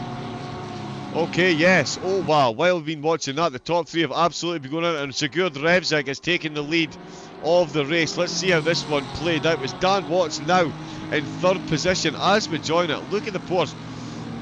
Daniel Zlatnik will be sliding straight into the DMs of Sigurd Revsig and looking for some certers. Dan Watts, absolutely horrendous exit from Spoon. It was Liam Page that did all the running on the exit. The BMW tries to slide into the slipstream, but he's not quite slow enough, unbelievably, to get in the slipstream, so they're going to go side by side ahead. This puts the perfect position for Revsig. They've had a bit of contact. Watts runs wide. Page runs wide, Watts runs wider, and Revsig runs into the lead of the race. What a battle between the 3 of them.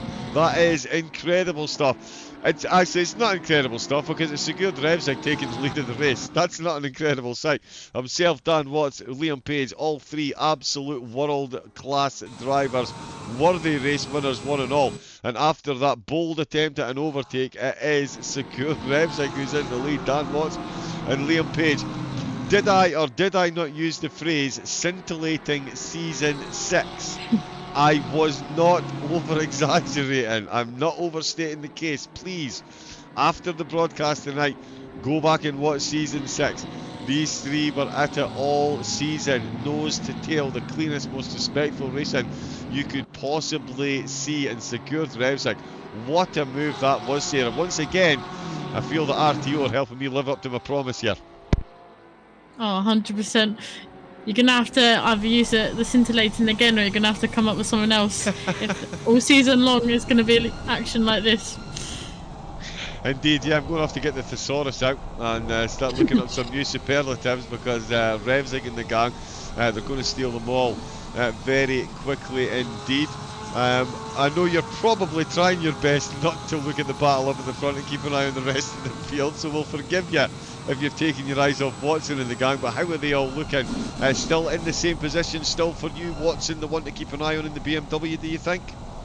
Yep, Watson got that move on Schnackman done, and he's currently up behind Cooper, so looking for an overtake on that McLaren of Cooper, and Solis behind is looking for an overtake on Schnackman's Lamborghini.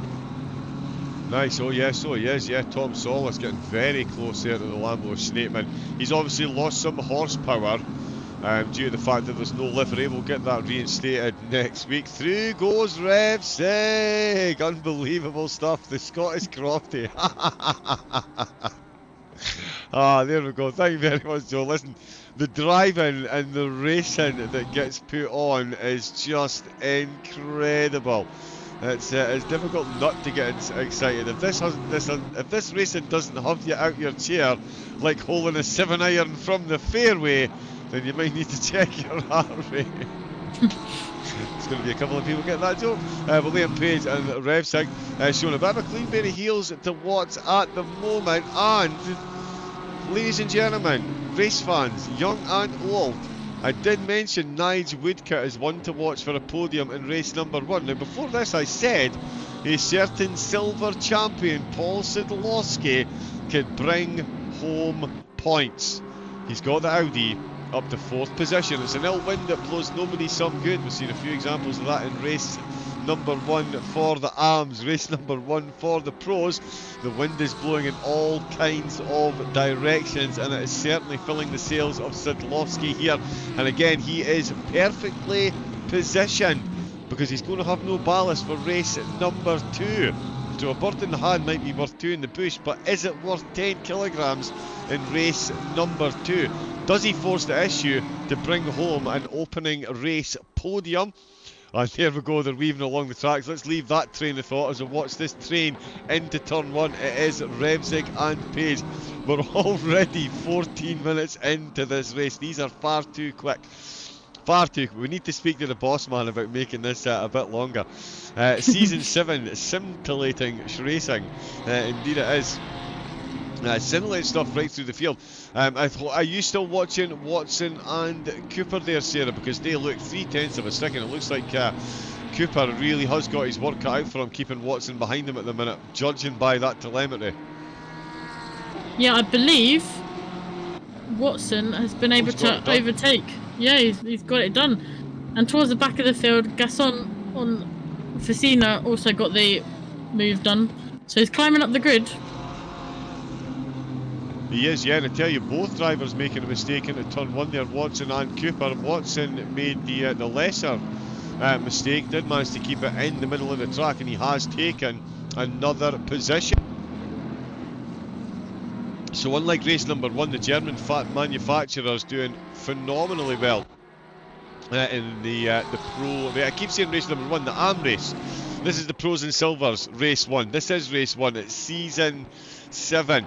Trust me, you've got enough time to binge watch the whole of season 6 before race number 2 next week, because that's going to be at Bathurst. Oh yes it is. Yeah, absolutely love it. Richard Gasson, he could be another driver that could benefit somewhat from his faux pas in the opening. He is unlikely to get himself onto the podium in the Silvers, which could see him ballast free for race number 2. Look at how wide Page runs it. I mean, he wasn't wide as in off the track, but he was certainly using every millimetre over those curves, Thank you, 1.9 update. I know, Linksay, I get a second race, it's incredible. And Sidlowski, oh, here we go, and look at him weaving across the track again to break that slipstream. Is Page going to have a look at the turn number 1? He's certainly going to think about it, but he's not close enough. No way he's going to make a dive from there. He absolutely knows better. Both drivers do. They play the long game. But what game does Sidlowski play at this point? Does he go for the podium, or does he go for a ballast-free race number 2? That is a big question. We'll go to you with this one, Sarah. I mean, often I say, oh dear, a bird in the hand is worth two in the bush, and you'll get race drivers team out. No, go for the position. In this instance, he could bring home those podium points, but he could get a crack at race number 2 without any ballast. What's the bigger prize here, do we think?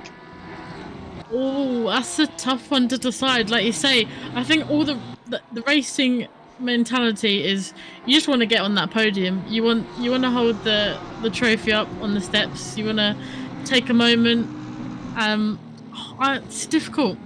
Personally, I've got to say, I'd want the podium points. That might just be me. But then I can go back and say, well, you see, I got a podium at Suzuka.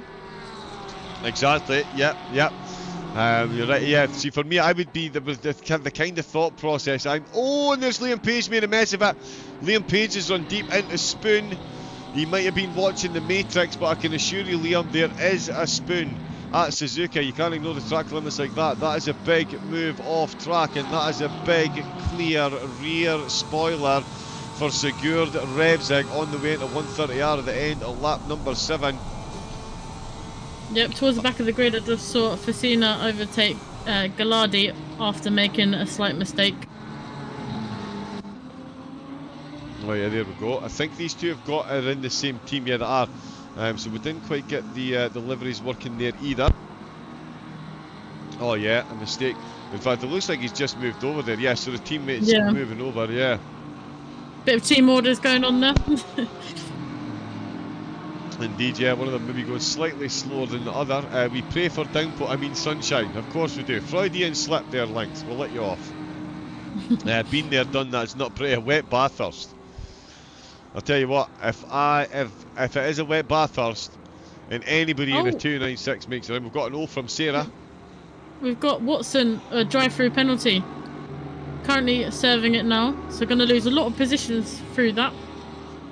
Wow, yes he is. Drive-through for track limits. Now I almost touched on that at the end of the AM race. I did say how easy it would be to pick up a track limit warning round here. 4 Wraps on the knuckle from the stewards, and you get that free trip into the pits, which no driver wants. Let's face it. Oh, and the tyres. Bringing the tyres back up to temperature. It's not just the time lost, it's what it does to the tyres as well. It cools them right down. He's now trying to get them back up to temperature, get them back up to pressure on a cold, wet track. He'll be sticking to look at a little grip he's got. You can see the back of that BMW trying to step out on him at every given opportunity. We're going to jump back up to Szydlowski though. And we're going to see a last-minute dash for the podium. I'm not even going to conjugate the sentence, can he put enough pressure on Dan Watts to cause a mistake? It's Dan Watts. Of course he can. If he is going to get this done, he's going to have to work for it, and it is going to be an incredible move, and we're going to be here to see it. Or does he look at the timing charts and think, you know what, put 10 kilograms of ballast on Dan. Oh, and he's run wide. He's run wide. Szydlowski, the podium battle surely out the window there then. He's run wide. The exit to 130R is catching out the pros. We've seen a couple of mistakes on the exit to Spoon. And we're seeing Szydlowski there getting far too brave. The process I was going through with my thoughts there was, given how close he is to the drivers ahead, if he goes ballast free and you put 30 kilograms on the Porsche, oh wow, he's done well to keep that out the wall. I can assure you, that was a lot of momentum he carried there, and that very much. The Matrix spin one, yeah, that's a good one. It does raise a chuckle now and again. You shouldn't laugh at your own jokes, but that's a good one. But yes, Szydlowski, he certainly won't be laughing because, again, I will finish this train of thought eventually. We've got 5 minutes of the race left, plenty of time. Given how close he is, you put ballast on the 3 cars ahead of him, that puts him in a phenomenal position for race number 2. That decision, though, has potentially been taken out of his hands, and it might actually be, instead of a battle for P3, looking over his shoulder, he's got Ben Nergaard closing in, his teammate in the Merc. He'll be looking to take a position if he can. How's it looking further down the order? There, Sarah, Nick Cooper and Marcel Schneepmannen look very close to battling at the moment as well. I'm guessing that's roughly where you're looking there, or Pryor and Gasson. Yep. Looking at both, yeah, I was going to mention both of them, Pryor and Gasson. I think Gasson just going for a move on Pryor now. Yeah, gets it done, going into the hairpin. Indeed he does, yeah, very nicely done there. And how are Schneepmannen and Cooper looking? Cooper has had a tough defensive performance so far, 4 minutes left to go. Which do we fancy here, McLaren or Lamborghini, or do you think it's too close to tell? Ooh, I think I've not seen much of the Lamborghini action. I think the Lamborghini, if it can get towards the back of the McLaren, it might just have that higher top speed just to take it, but I think too close to call at the moment, as I think Whittaker has dropped back towards Cooper, so potentially a freeway battle on their hands coming up. Drive-through penalty for Whittaker. Oh no! For breaching track limits. Yep, so what happened there was, it wasn't that he dropped back, he went off track. So he brought himself back on, brought himself back on illegally, didn't lift enough when he went off track, and he has been given a drive-through. But as often happens in RTO, again, another point I should have raised, to keep the racing going and to keep the racers honest as well, they will go back and look at it, but what the organisers will do is remove drive-through penalties in these conditions. Sometimes you can pick up a limit violation for another car overtaken and you have to move slightly, so they will clear the drive-through penalty. You'll go back and have a look at the race, and there we go. He's added a time penalty instead, so Whittaker will still very much remain in the hunt for a top 10 position. He just needs to get him 5-second gap to Butera, which at the moment he has. One of the phenomenal additions to the series that RTO brings to the sim racing space. It's the RTO Track Titan GT3 Season 7, sponsored of course by Track Titan. Get faster now with automated insights and the best educational content in sim racing. And remember to use RTO Titan at the checkout to get yourself 1 month free plus and 30% off your following month. And yeah, they will be delighted at the action that they are sponsoring now. James Whittaker in the Mercedes. He could be a main protagonist in that action in the closing stages with Cooper and Schneemann in. Schneemann, I keep putting too many ANs on the end of that. Closing in the background, but it is Sigurd all-conquering Revzig that is looking perfectly positioned to bring home race win from round number 1. He missed round number 1 of season number 6 and he still managed to finish second. He's about to win race number 1 of season 7.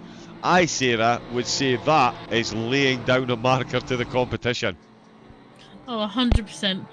Like you say, the first opening round to come and win it definitely shows that he's not here to play around, shall we say. Indeed he's not, and he's done it in the Porsche. You saw the difficulties that Daniel Zlatnik had. I mean, surely Revzig, absolute standing ovations here, because the Porsche is not an easy car around here. So, yeah, but I think we might need to get Revzig's DNA tested for alien. Yeah, I agree with that. Yeah, after seeing how the Porsche handled in the AM category, it's almost like a completely different car. It really is. To be fair, Sigurd Revzig is a completely different driver. Absolute talent. He also made that beautiful intro video.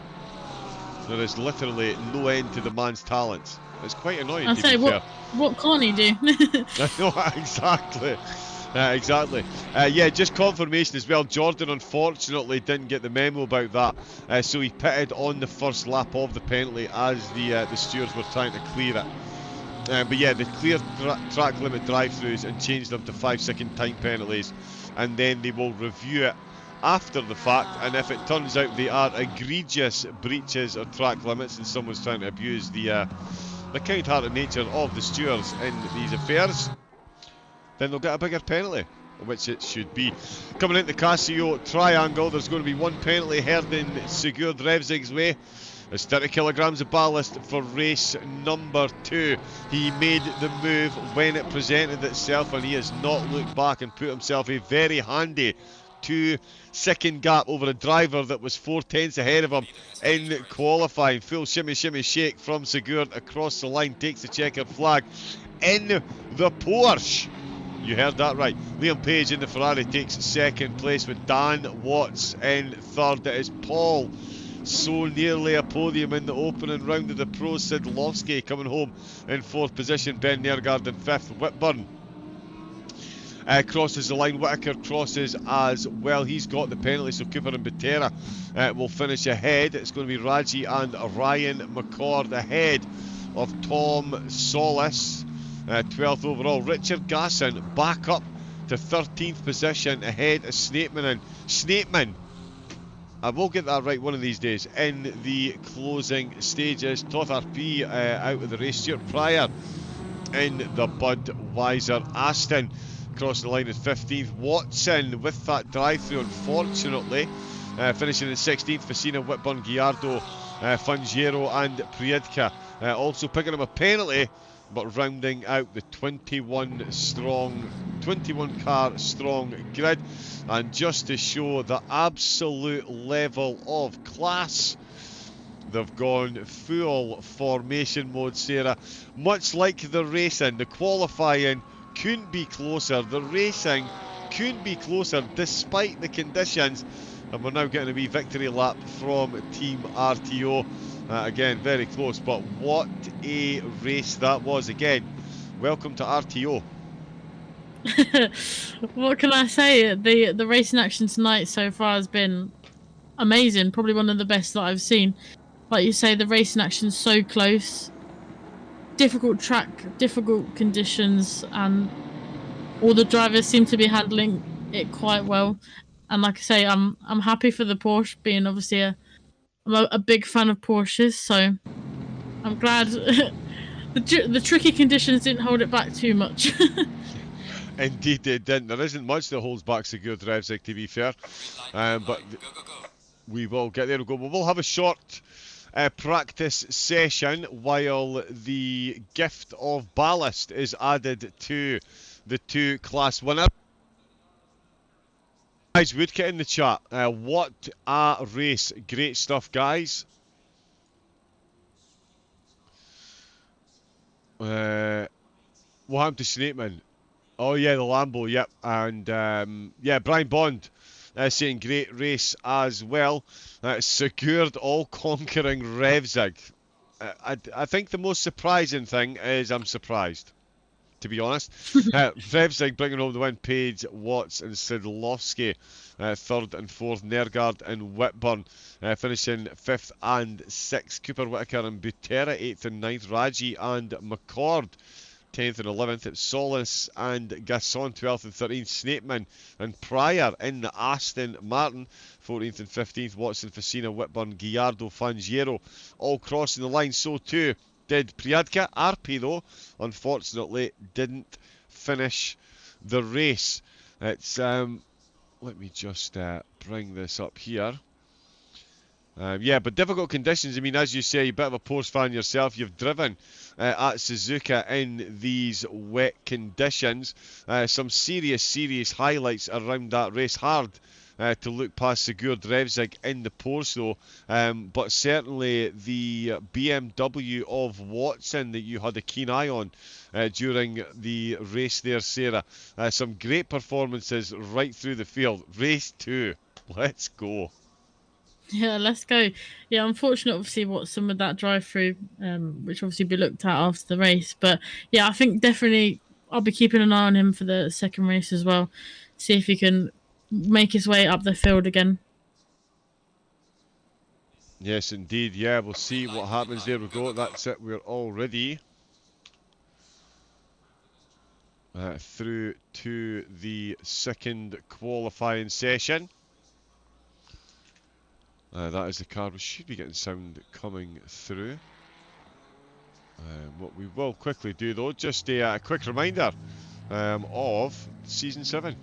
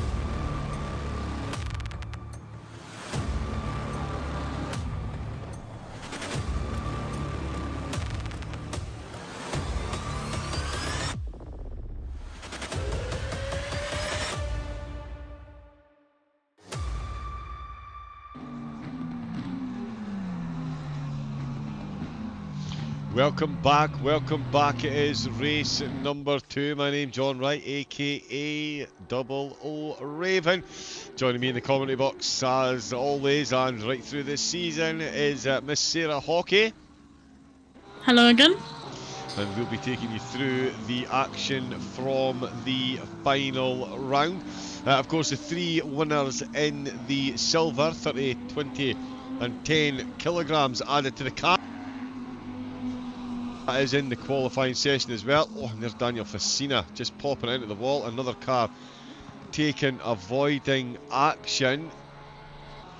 And I tell you, around the course like this, Sarah, it's one thing to have 8 minutes to qualify, but around a lap that's 2 minutes 10 on average, one mistake like this, having to hold your brakes and get the car back on track, it really could be make or break for the entirety of the race. Although, given the conditions that we've seen in the race, it might not actually be so bad qualifying at the back. Yeah, true. Seems that they're so close together. Obviously, being out front helps, but managing to kind of keep in the group is also good in these sort of weather conditions, like you say. Yeah, keeping it close to the cars ahead, just and capitalise on any minor mistakes that we might see, mistakes that we saw creeping in race number 1, the Am race, an absolute barn burner to open season 7. They'll be back next week to open proceedings once again. Bathurst, they will be warming the tarmac for their 30-minute race, followed by the same sessions that we'll have now. 16 minutes of qualifying for a combined pro and silver field. They'll do battle for 25 minutes, followed by another 16-minute qualifying session, 8 generous minutes each from their benevolent overlord, Mr. Joe Boyle. Has the ballast been applied for this quali? It has, Nige, yes. So next week you will have 10 kilograms of ballast added to your car for the quali session at Bathurst. So yeah, congratulations. Those extra 10 bags of sugar, I'm sure, well and truly gratefully received. Richard Gasson very much looking to put right race number 1. He made his way back up to 5th position. And this was something I did say could potentially benefit him, Sarah, and it has benefited him. We know he's quick, he set some very good time, set some very good laps in race number 1, just found himself on the receiving end of a bit of contact off track, made his way back through the field. He's now ballast free for race 2, so much like the Sidlowski equation as I mentioned in the Audi, Gasson could definitely send it sideways through the Degners and nearly put it into the wall under the tunnel, under the bridge. But Gasson really could take massive advantage here in race number 2 now that he doesn't have that ballast. Yeah, like you say, some right in the wrong. Obviously, he did start at the back of the grid due to the qualifying 1, but I'd keep an eye on him. He made his way up to 13th place overall in that race, so he was working his way through the field quite quickly. Just obviously started at the back of the grid, didn't help, but like you say, ballast free, maybe even a pole sitter for race 2. Yeah, I think he's definitely a hot favourite to pole sit on race number 2. Currently 4 tenths ahead of Ryan McCord. Emmanuel Raji, of course, one of the drivers on the receiving end of ballast. But still doing well within half a second of Gasson. Tom Solis, another Ferrari doing well in qualifying, 2:08.685. And these drivers have only got a minute left, so this will be Solis's last go at setting a lap. Yeah, that 8 minutes really can fly past. They say time flies when you're having fun. Time flies even faster when you've got 8 minutes to quali around the 2-minute 10-second track, I can assure you. Tom Solis making the best of it though. The LFI fans in the chat, I'm sure, will be delighted. And remember, if you are in the chat, thanks to the series sponsors, not only will the winners of the AMS Silvers and Pros, third place will receive themselves a 3-month plus membership. I need to make sure I get these spot on. The Track Titan Plus membership for 3 months. Second place in each category will get themselves a 6 months Track Titan Plus membership.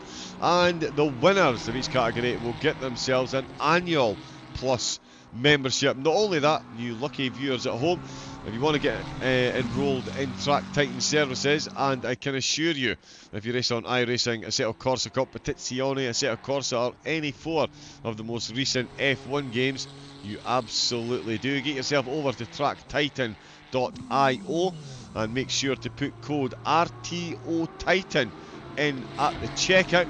You will receive 1 month free of the Plus subscription. That's the top end subscription that they do, and you will get 30% off your next month as well. So massive thank you to Track Titan for not only sponsoring the event but handing out prizes and the massive discount for sim racers. So please do head over and help support a company that do so much to help sim racers both on and off the track. Tom Solis very much on the track, looking to cross the line. It's his last chance to set a time, but he's already got pole position firmly in the bag. It looks Richard Gasson though is going very quickly indeed out of the Casio triangle. If my telemetry is correct, Gasson is about to break some Ferrari heart.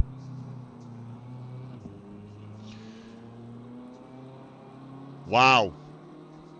Richard Gasson, Sarah, man on a mission. Question? 100%. Yeah, no questions to that. It's definitely a man on the mission, setting the fastest lap out of all the silvers. Yep, he has done phenomenally well there. Look, where is Sigurd Revsig? There he is. Let's watch the winner from the pros. And what we'll do is we'll jump in and just make sure we get this one absolutely correct from qualifying 2. There we can see. So, round 1 winner Cooper finishes in 7th in qualifying. Second in race 1 was Butera with the 20 kilograms of ballast. In 5th, Raji with 10 kilograms finishing on row 2. So a great drive by the McLaren driver, but it is Gasson looking to equal the Mercedes feet earlier, taking 2 purple sectors. But again, sector 1 belongs to the Ferrari, with Tom Solis in the silvers in a 43.750, which is a quick time through sector 1 no matter what category you are currently in, but he's taken that purple sector again. So fascinating to see, Sarah. The drivers can put in as much talent and time and practice as they want, but some cars are just better through some sectors of a race course than the other. And again, the Ferrari taken purple sector 1, although now that I've said that out loud, Sigurd Revsig's probably going to make sure he purple sector 1 now. But yeah, the Ferraris really are strong in sector 1 despite these conditions. Oh yeah, 100%. The like you said, the Ferraris, they seem incredibly strong in sector. Unfortunately, going into sector 2 and sector 3, they just fall that little bit short of other cars around them. But yeah, like you say, some tracks favour other cars. Where today, obviously, we've seen the Ferrari be a quite consistent kind of pole sitter, if not in the top 3. Yeah, really quick. Yeah, that sector 1 advantage definitely helping. Be interesting to see how the ballast, how it affects the quality. Right enough, yeah, I'm saying Revsig will go and set the fastest sector 1, but he's got 30 kilograms on that Porsche. So that is, yeah, that's quite the extra weight to be carrying in a car that's got all its weight at the back. Anyway, there is Whittaker in the Mercedes. We'll stay on board with Revsig at the moment. He did win race 1. An incredible move, it has to be said here. The 2 drivers ahead couldn't quite sort out their affairs. They made the slightest of contacts into turn number 1, and Sigurd Revsig said, "Thank you very much indeed." 3rd place into 1st place, foot down, and you've got to question whether he even looked in his rear view mirror. Phenomenal performance. Yeah, what performance from him. He might have had a little glimpse in his rearview mirror and went, bye-bye. But apart from that, I reckon he's looking ahead and he was just kind of eyes on the prize, as they say. He definitely was. Yeah, I do like that. Just got a quick look over the shoulder. Bye. Yeah, thanks for playing. He's going to cross the line. Oh, I'll tell you what. We're seeing a repeat, though, of round 1 quali, and ballast could be a big difference here. But despite the ballast, Liam podium sitter Page has taken the top spot at the moment. We've got 2.5 minutes left to go, despite 20 kilograms of weight. And not only that, if we'll have a look here, we can see that much like the 1986 Formula... Oh, no, actually, because it was 3 drivers. Never mind. Oh, come on, 1 more driver equal the time. But anyway, Revzig and Gasson, 2 minute 8.420 for both drivers. Identical times around a 3.6 mile track with 18 corners, Sarah. We're running out of superlatives here. It's going to be a tough season ahead for us.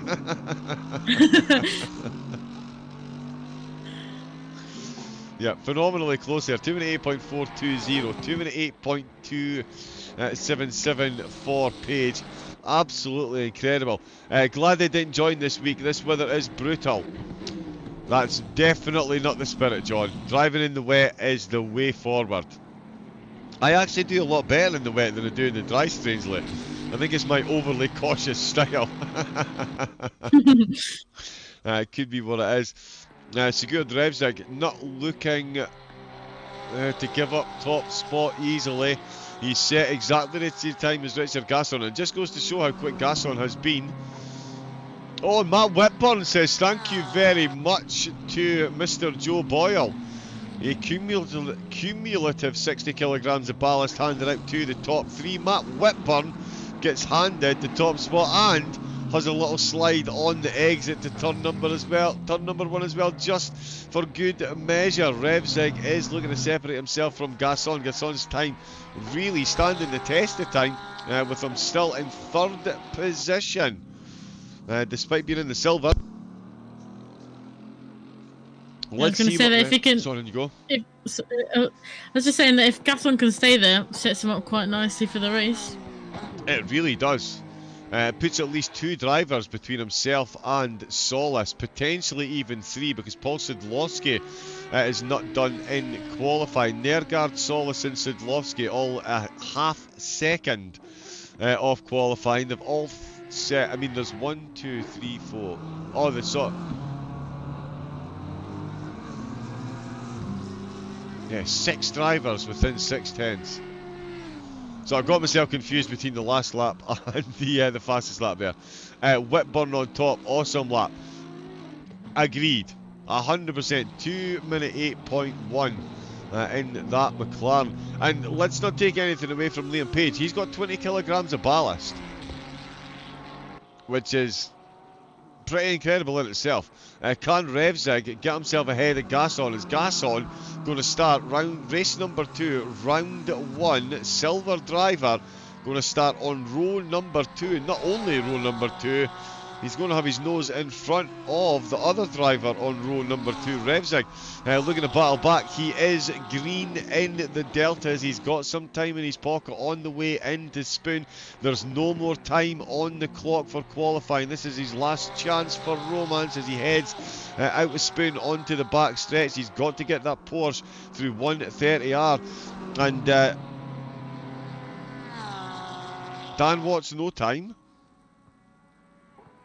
Yeah, 3/10, he gets it done right at the death here actually. Watts throws himself between Revzig and Nergaard.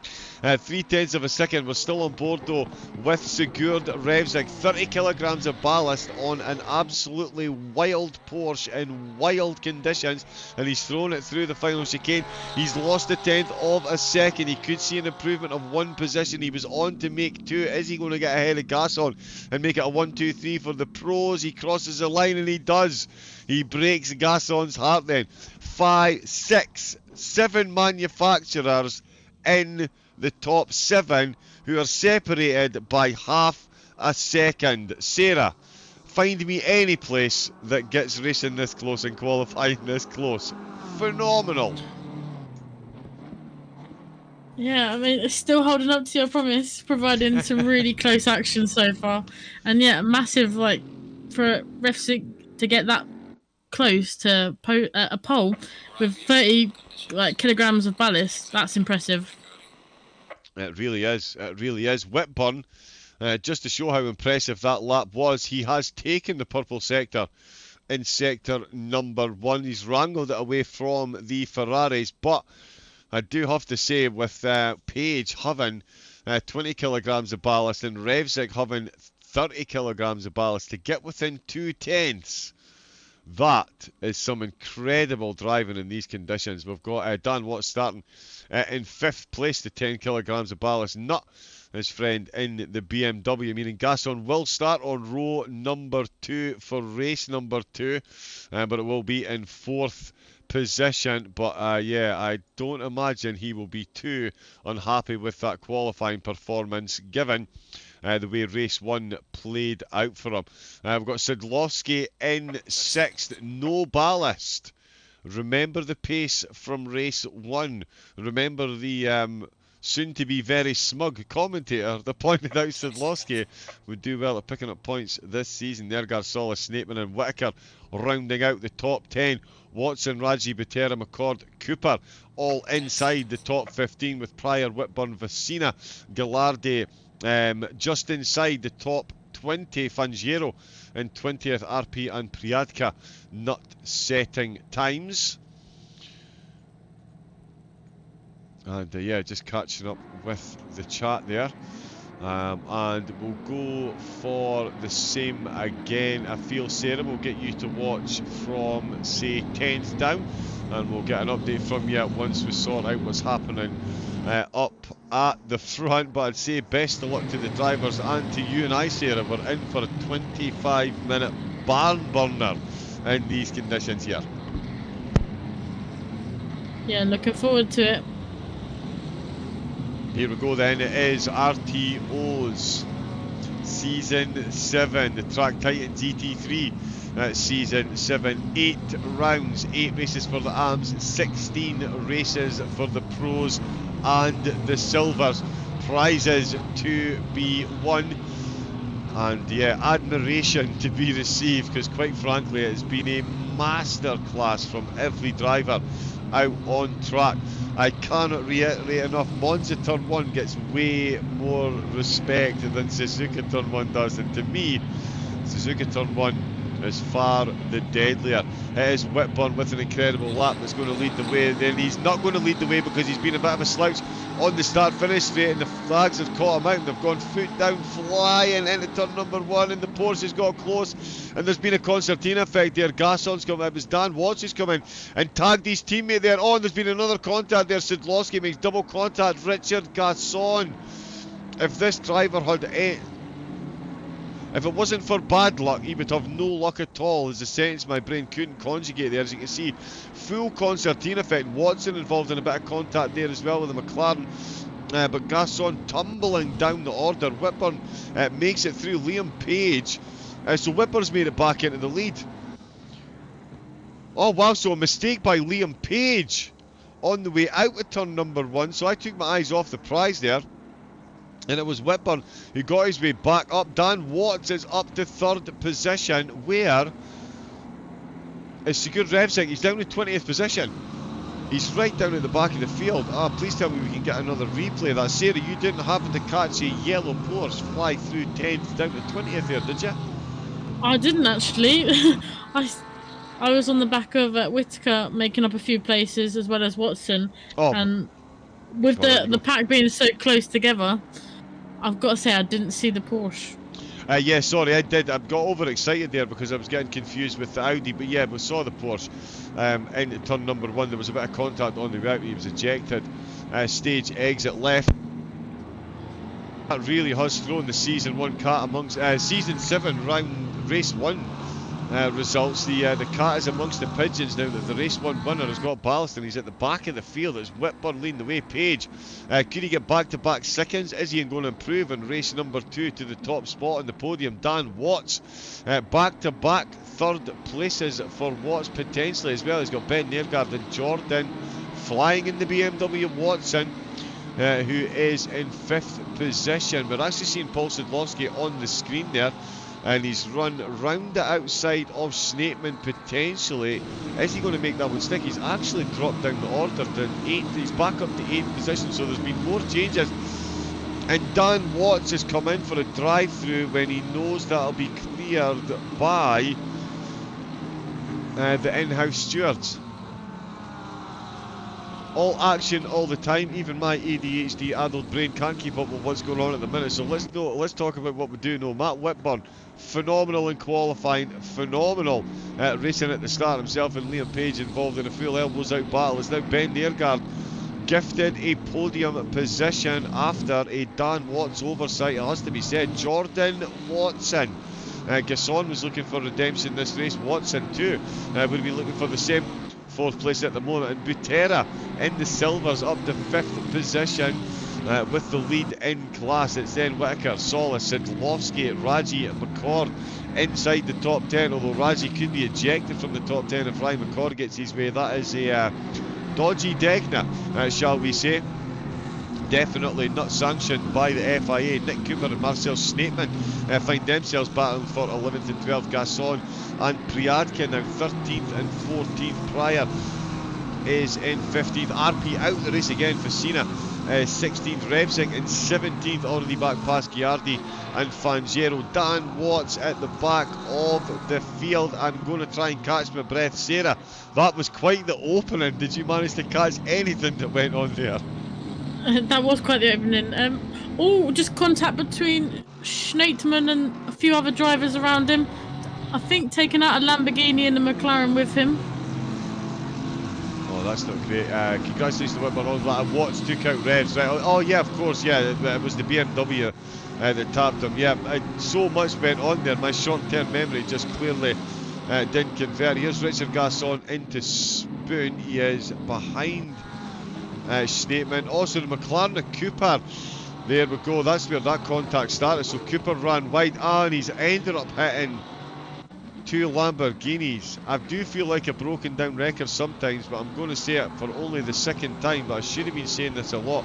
If it wasn't for bad luck this week at Suzuka, Richard Gasson would have absolutely no luck whatsoever. The fact that he's back out in 15th, I think, is quite the miracle, in fact, considering the 2 contacts that he's just been an unwitting passenger in. Very much a spectator.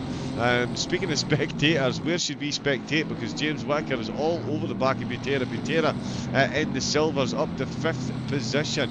So certainly flying the mantle that Gasson was at one point flying. We've got Ryan McCord going past, trying to go past Raji, with Tom Solis all over the back of Paul Sidlowski, who's having a difficult start to race number 2 after the start we saw to race number 1. A second separating the top 2 as well.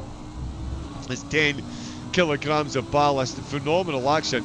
What is it you're keeping your eye on at the minute, Sarah? I've got a rear spoiler with Sidlowski and Solis, but again, the opening you can't swing a dead cat without having a battle on field. What's got Sarah's eye at the moment?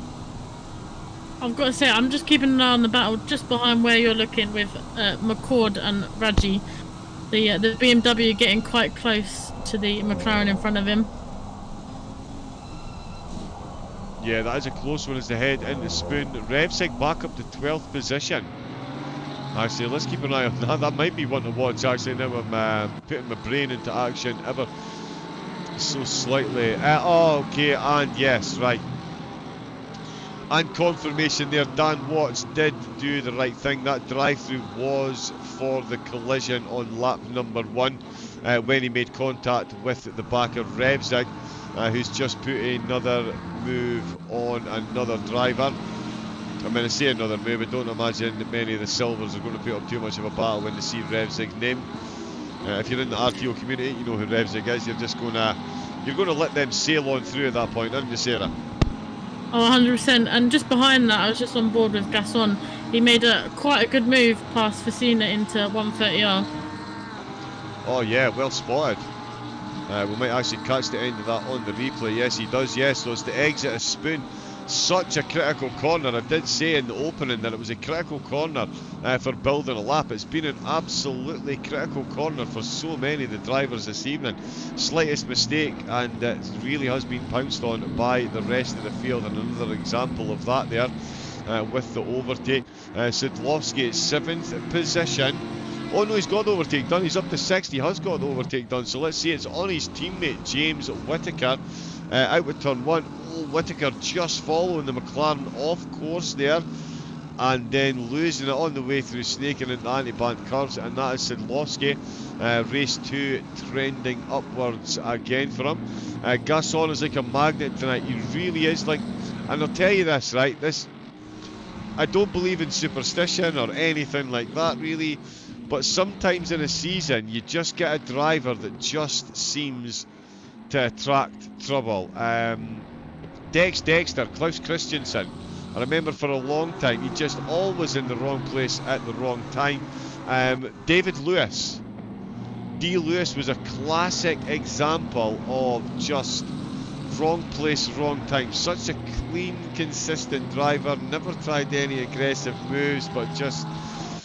just couldn't seem to get the rub of the green, so to speak, and it seems to be that way for Gaston as well.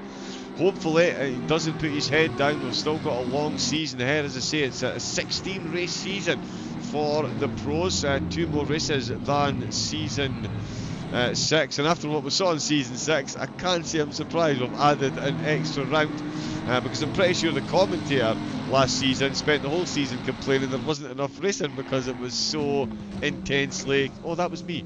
You can go back and watch it all on the YouTube channel RTO Esports. Make sure you do, as we see Paul Sidlowski looking for a move up to 5th position. And that is nicely done into turn number 1. Butera and the Silvers not really got much of an answer out of the Casio triangle. We've seen the Ferraris prosper out there, and we're seeing the Audi certainly getting the move done. Bit of lateral movement on the way out. Whittaker, his teammate, is still very much in close proximity. And in fact, not so much there. The McLaren and the Audi both leaving the Merc standing there. But you can see Sidlowski getting the power down. And absolutely no question, he was side by side into turn 1. Beautiful driving by them both. The McLaren maybe didn't quite get those brakes enough for the width of the line he was on. Made that a bit easier for Sidlowski, but certainly Butera still leading the way in the silver. Sidlowski up to 5th, and it's Jordan Watson ahead of him.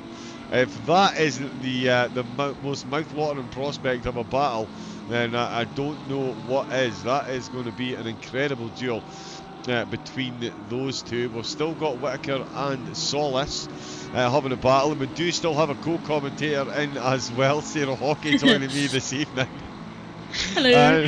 I'd apologise, Sarah, but I'm probably going to talk over you again in a few seconds, and in fact I am, because James Whittaker has just put a move on Butera. So Butera not losing any championship points here, just losing overall positions. He is the silver leader, but again, Sarah, just the superlatives are running dry rapidly. The opening 11 minutes living up to the hype of race number 1. Incredible battles through the scene. Who is it that's catching your eye? Because I tell you, Watson in race 1 was a quality spot by yourself. If it wasn't for that drive-through, he was a top contender there. What's got your eye in race number 2 so far? Well, on board, I just jumped onto Facina. He had a slight little spin. Other than that, I think one to keep an eye on is Gasson. He's definitely making a hunt for the top 10, making a few good moves on prior through the Snake Complex last lap. I think he's definitely on the hunt to get back into that top 10. Other than that, I believe Schneitman is also going to try and get into the top 10. He's managed to get up the field quite quickly after, obviously, the troubles of the first few opening laps. Indeed he has, yeah. Yeah, so keep an eye on that, and I'll jump back up to the front, because actually Liam Page has found a bit of pace on Whitburn on that last lap as we approach the second half of the race. 12 minutes. Sorry to interrupt. Yeah, go. Dan Watts just made an overtake on, I believe, Proyadko. Actually, no, Cooper. He made a move on Cooper going into the first corner. Oh yeah, so he did. Oh, okay, so somebody was coming out of the pit. So yeah, on the brakes, up the inside. Yeah, again, it doesn't look like Cooper putting up too much defence there. He knows that Watts is a podium protagonist. Best to let him in front, run your own race rather than having the pressure of somebody that's 7/10 a lap quicker than you around some tricky conditions. Plus, you will get a little bit of slipstream, but that's Watts back up to 15th. Revzig, the driver ejected from this, he's made his way back up to 11th position. So phenomenal drive by Revzig, and he's closing in on Raji, who's got Ryan McCord just ahead of him. So another battle that's brewing there. Will we see another double overtake by Revzig? That overtake, no, race one, absolutely incredible. Hang about at the end of the broadcast, because what I'll do is I will play the highlights from both of the pro races. So we won't be here, but I will run the highlights from both of the races for you to enjoy. So race one we'll play, and then there'll be a poster pops up, and then we'll play the highlights from race number 2 as well.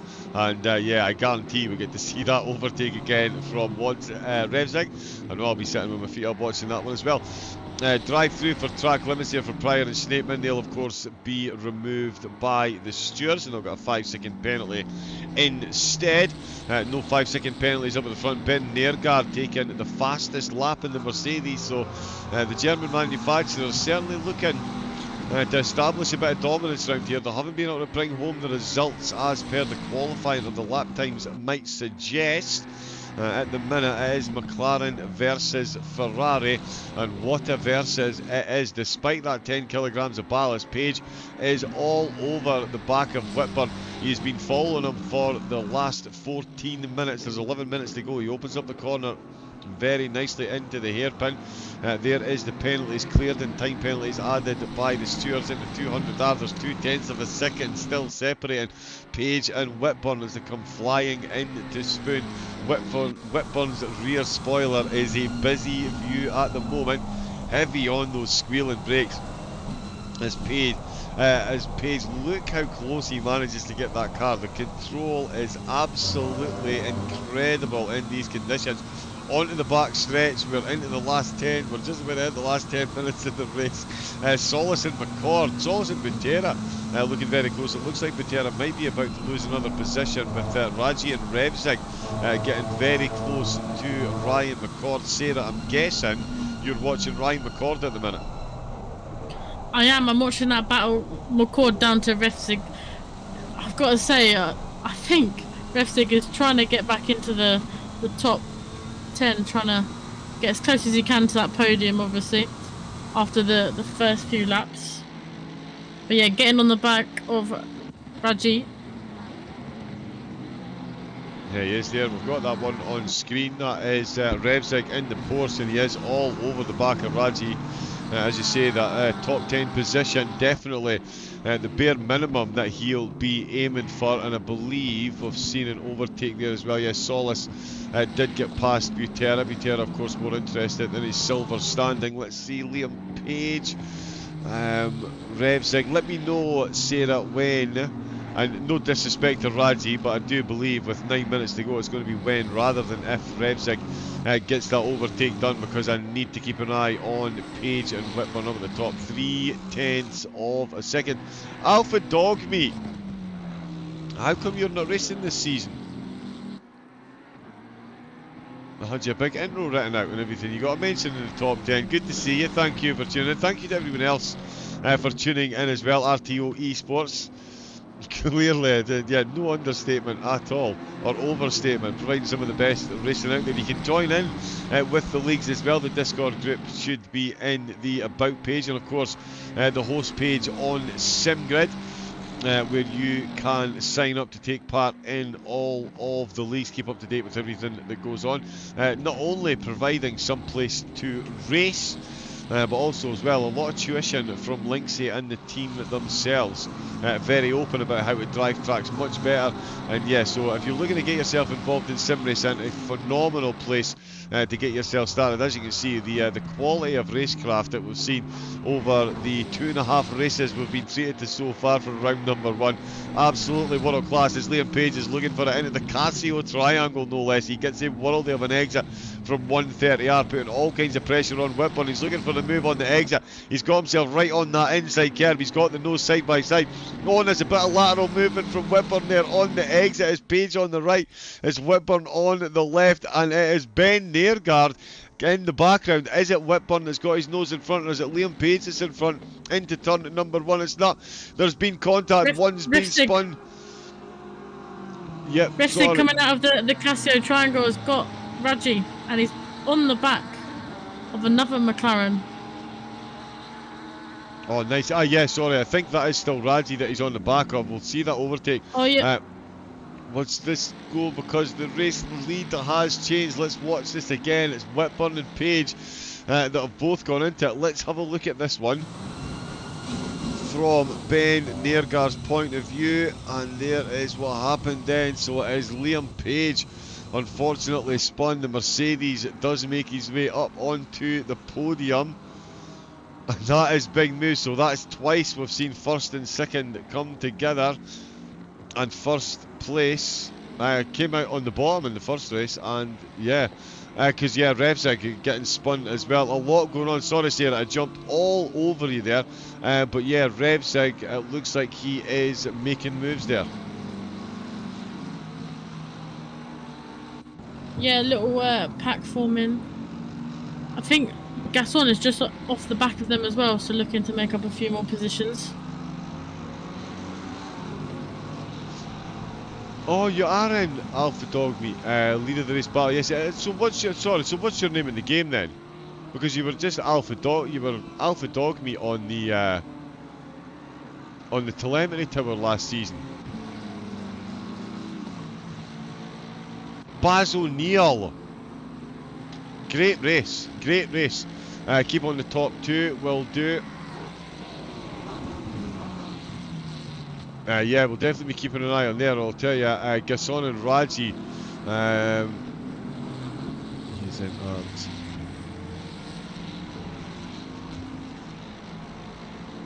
Baz O'Neill, yeah. But yeah, Whitburn then, he is still up at the top. Liam Page in 3rd place now. And Watson and Sidlowski. I did mention earlier in the race we could be in for a tantalising battle between these two. Watson doing really well in the first race until taking that drive-through for the track limits. And it is Paul Sidlowski looking to get himself back up to 4th. That could be back-to-back 4ths for Sidlowski, certainly. Looking like Watson is also looking to get himself this 4th position after a difficult race number 1. Gasson all over the back of Raji. This is for podium positions in the silvers. Even the cameraman can't keep up with the two of them. Gasson's done a great drive back through the field after being a bit of a trouble magnet, just in the wrong place at the wrong time. Certainly didn't look like he was much at fault for any of the incidents that he got caught up in. Less than 5 minutes to go. Where does the time go in these races? Matt Whitburn, after a phenomenal qualifying, he is leading the way. Ben Nairgard 2nd, Liam Page the 3rd, Jordan Watson is currently in 4th place. He's got Sidlowski in 5th, Whitaker in 6th, Solis in 7th, Butera in 8th place at the moment, but he does have secured on a mission Revzig, only 2.1 seconds down the road. Revzig is 1.3 seconds a lap quicker on average. There's 3 laps left to go. Another when rather than if situation, you would guesstimate. Let's see what Paul Sidlowski can do in the closing stages. There is the level of visibility that he's currently being treated to. Not much at all. Into 130R, you can just see the rain line.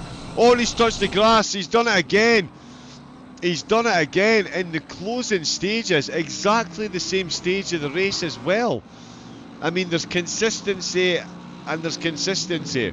And that's not the type of consistency that you want. To be making a mistake like that at this stage in the race, and back-to-back races. We'll go into Forbidden Chase Car. I know we don't like to use this one, but I think it perfectly highlights absolute unforced error. Just puts both right-hand wheels on the gravel, and on the grass, sorry, and ends up on the gravel. So Jordan Watson, it looks, Sarah, like Jordan Watson, out of all the drivers looking for redemption in race number 2. I mean, Sadlowski wasn't looking for redemption, but Jordan Watson is certainly one of the drivers that was. He is definitely coming out on top, although Gasson looks like he's getting an overtake. But Watson, you picked up in race 1, he was looking good. Race number 2, he's certainly come good. Yeah, definitely. I think, obviously, using race 1 as kind of what to do, what not to do. He's definitely in race 2. He's definitely switched on and getting a really good performance so far. I was just on board with Gaston and Raji, and those two were battling it out, but and somewhere Gaston has overtook Raji. He has, yeah. I think we just caught that move actually as it was jumping through the cameras. James Whittaker. That is another type of consistency there. It's another drive-through for track limits from race number 1. He picked one up. But let's have a look here where we find Paul Whitburn in the McLaren down in 20th position. Fangero is in the 19th place. There in the Porsche Giardi, and Facina inside the top 20, just behind Priadka.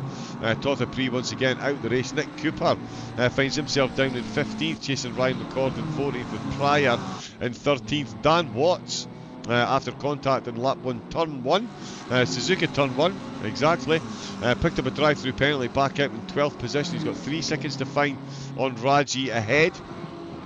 Could be a big ask, but only a minute and a half left to go, and in fact the leader is on at the final lap, so Gasson in the top 10, so mission accomplished, kinda. I mean, he's going to be happy enough to get back up to 10, and imagine won't be happy with the race overall. Revsig back inside the top 10 after being ejected, and he might even get it up to 8th.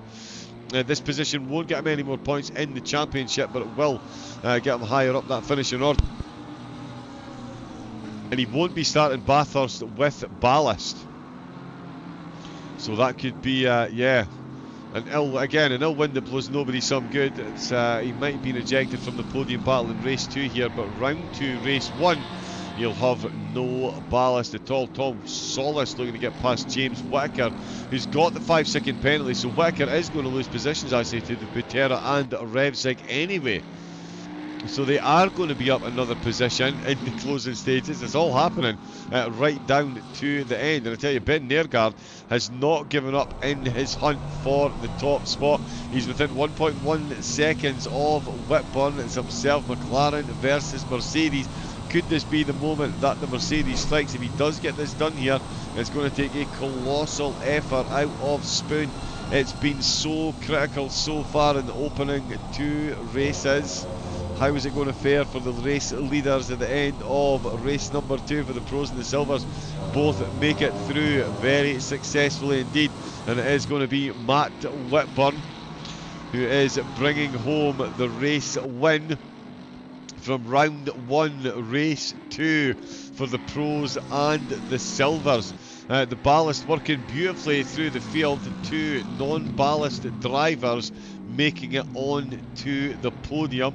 So it really is going to mix up the standings right through the field. Butera has been overtaken by Revsig in the closing stages, but as Matt Whitburn in the McLaren took pole position in qualifying and takes the checkered flag after a hard-fought race. Ben Nergard will take 2nd place and the bonus fastest lap points, and Liam Page, the only driver to take back-to-back podiums in the pros. 3rd place for him and only 10 kilograms of ballast next week. Watson with a solid 4th place, pipping Sadlowski from back-to-back 4th. Sadlowski there in 5th position. Whittaker in 6th, but with that penalty, Solis, Revsig and Butera will all be promoted. Richard Gasson will finish inside the top 10 despite a quite frankly torrid race. Emmanuel Raji and Dan Watts 11th and 12th Pryor picking up a penalty as well for a scrubbed drive-through. Finishes ahead of Ryan McCord, the battered BMW, limping across the line but still bringing home a top 5 in the silvers, with Cooper behind him in 15th. Priadka finishing race number 2 in 16th, with Facina, Ghiardi, Fangero and Whitburn. Paul Whitburn bringing up the rear of the field. That, Sarah, was an absolutely incredible race. I mean, round 1, yeah, give me some give me some thoughts on the race while I catch my breath for a second. It was Ben Berger, because that was sensational.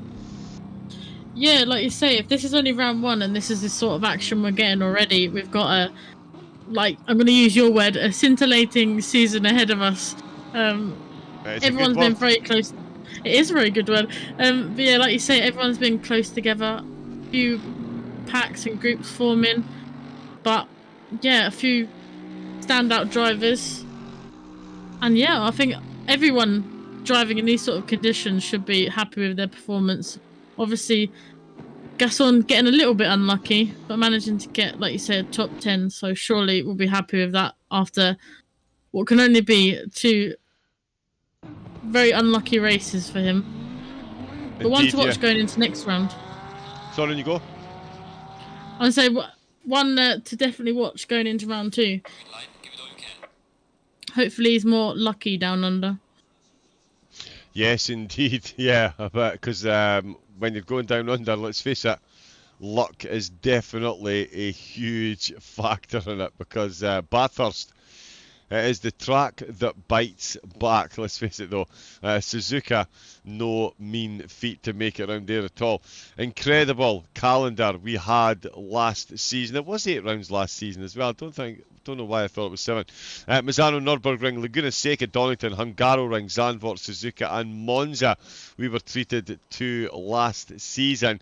This season, oh yes, the calendar of delights continues, because now that Suzuka is safely in the rear view mirror, and I use the word safely very loosely, Bathurst, Indianapolis, Oulton Park, Imola, Barcelona, Paul Ricard and Kyalami are the tracks ahead for RTO's Track Titan GT3 Season 7. Sponsored, as I mentioned, by Track Titan. Simply faster. Get faster now with automated insights and the best educational content in sim racing. You can jump onto their website now and get yourself a discount on a Plus subscription, 1 month free and 30% off the next month with the code RTO Titan at checkout. And huge thanks to the sponsors providing prizes. 3rd place in all 3 categories will get a 3-month plus membership. 2nd place will get a 6 months plus membership. And the winners in each category will only get themselves a full year's plus membership. So phenomenal prizes and an incredible website providing some phenomenal insights for racers, as well as sponsorships for events such as this. So thank you very much to them. That was an incredible opening round. As Sarah mentioned, scintillating.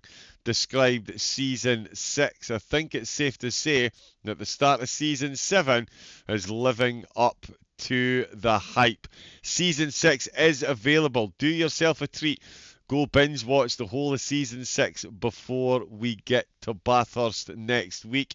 You have my personal guarantee you will not be disappointed. Let me just quickly fumble to bring up the highlights. I knew we'd get them working eventually. So yeah, but I'm going to bring up some of the highlights. I will play back-to-back highlights of both Race 1 and Race 2 for the pros, if you do want to watch them all back in glorious 2K with the old surround sound as well. So yeah, big thank you to everyone in the chat for joining us this evening. We hope you enjoyed. I know you enjoyed the racing you were treated to. If you weren't excited by some of the action that we saw, including Rev 6 overtake, then you should possibly seek medical intervention. Absolutely incredible. We will be back for round number 2. But a thank you, of course, as well, and probably most importantly, to Miss Sarah Hockey joining me this evening. I did promise her she would be treated to an incredible debut alongside the boss for Raven Comms, and RTO Sarah absolutely delivered, and we've got Bathurst next week. Oh yeah. Oh, 100%. I think definitely your promise was held there. I've got to say, for my debut on comms with yourself, it's been an exciting few races. I'm excited for next week at Bathurst. Yeah, it really will be good, and it's been an absolute pleasure having alongside me, and of course Sarah will be joining me for the entirety of the season. You can hear the smile on my face the whole season. We will be here, so make sure you set those calendars. Hit subscribe for free on the YouTube channel, and hit that bell so you get notifications every time RTO Esports goes live. Jump in the Discord, get on the SimGrid, follow the host page, and make sure you follow and get involved in the on-track action. Still spaces available. Why would you not want to get involved? And of course, give Linksy himself a follow. A phenomenal amount of effort goes on behind the scenes, and he does an incredible amount of teaching as well. Genuinely, from a personal point of view, one of the nicest guys in sim racing. So make sure you follow his Twitch channel as well. Until then, that's all from us. I'm going to enjoy the highlights and then go back and watch the whole race again. Absolutely cannot wait. But until next week, it is a good night from Sarah. Good night. And it is a good night from me. Stay safe, take it easy, and have a great rest of your night. Good night.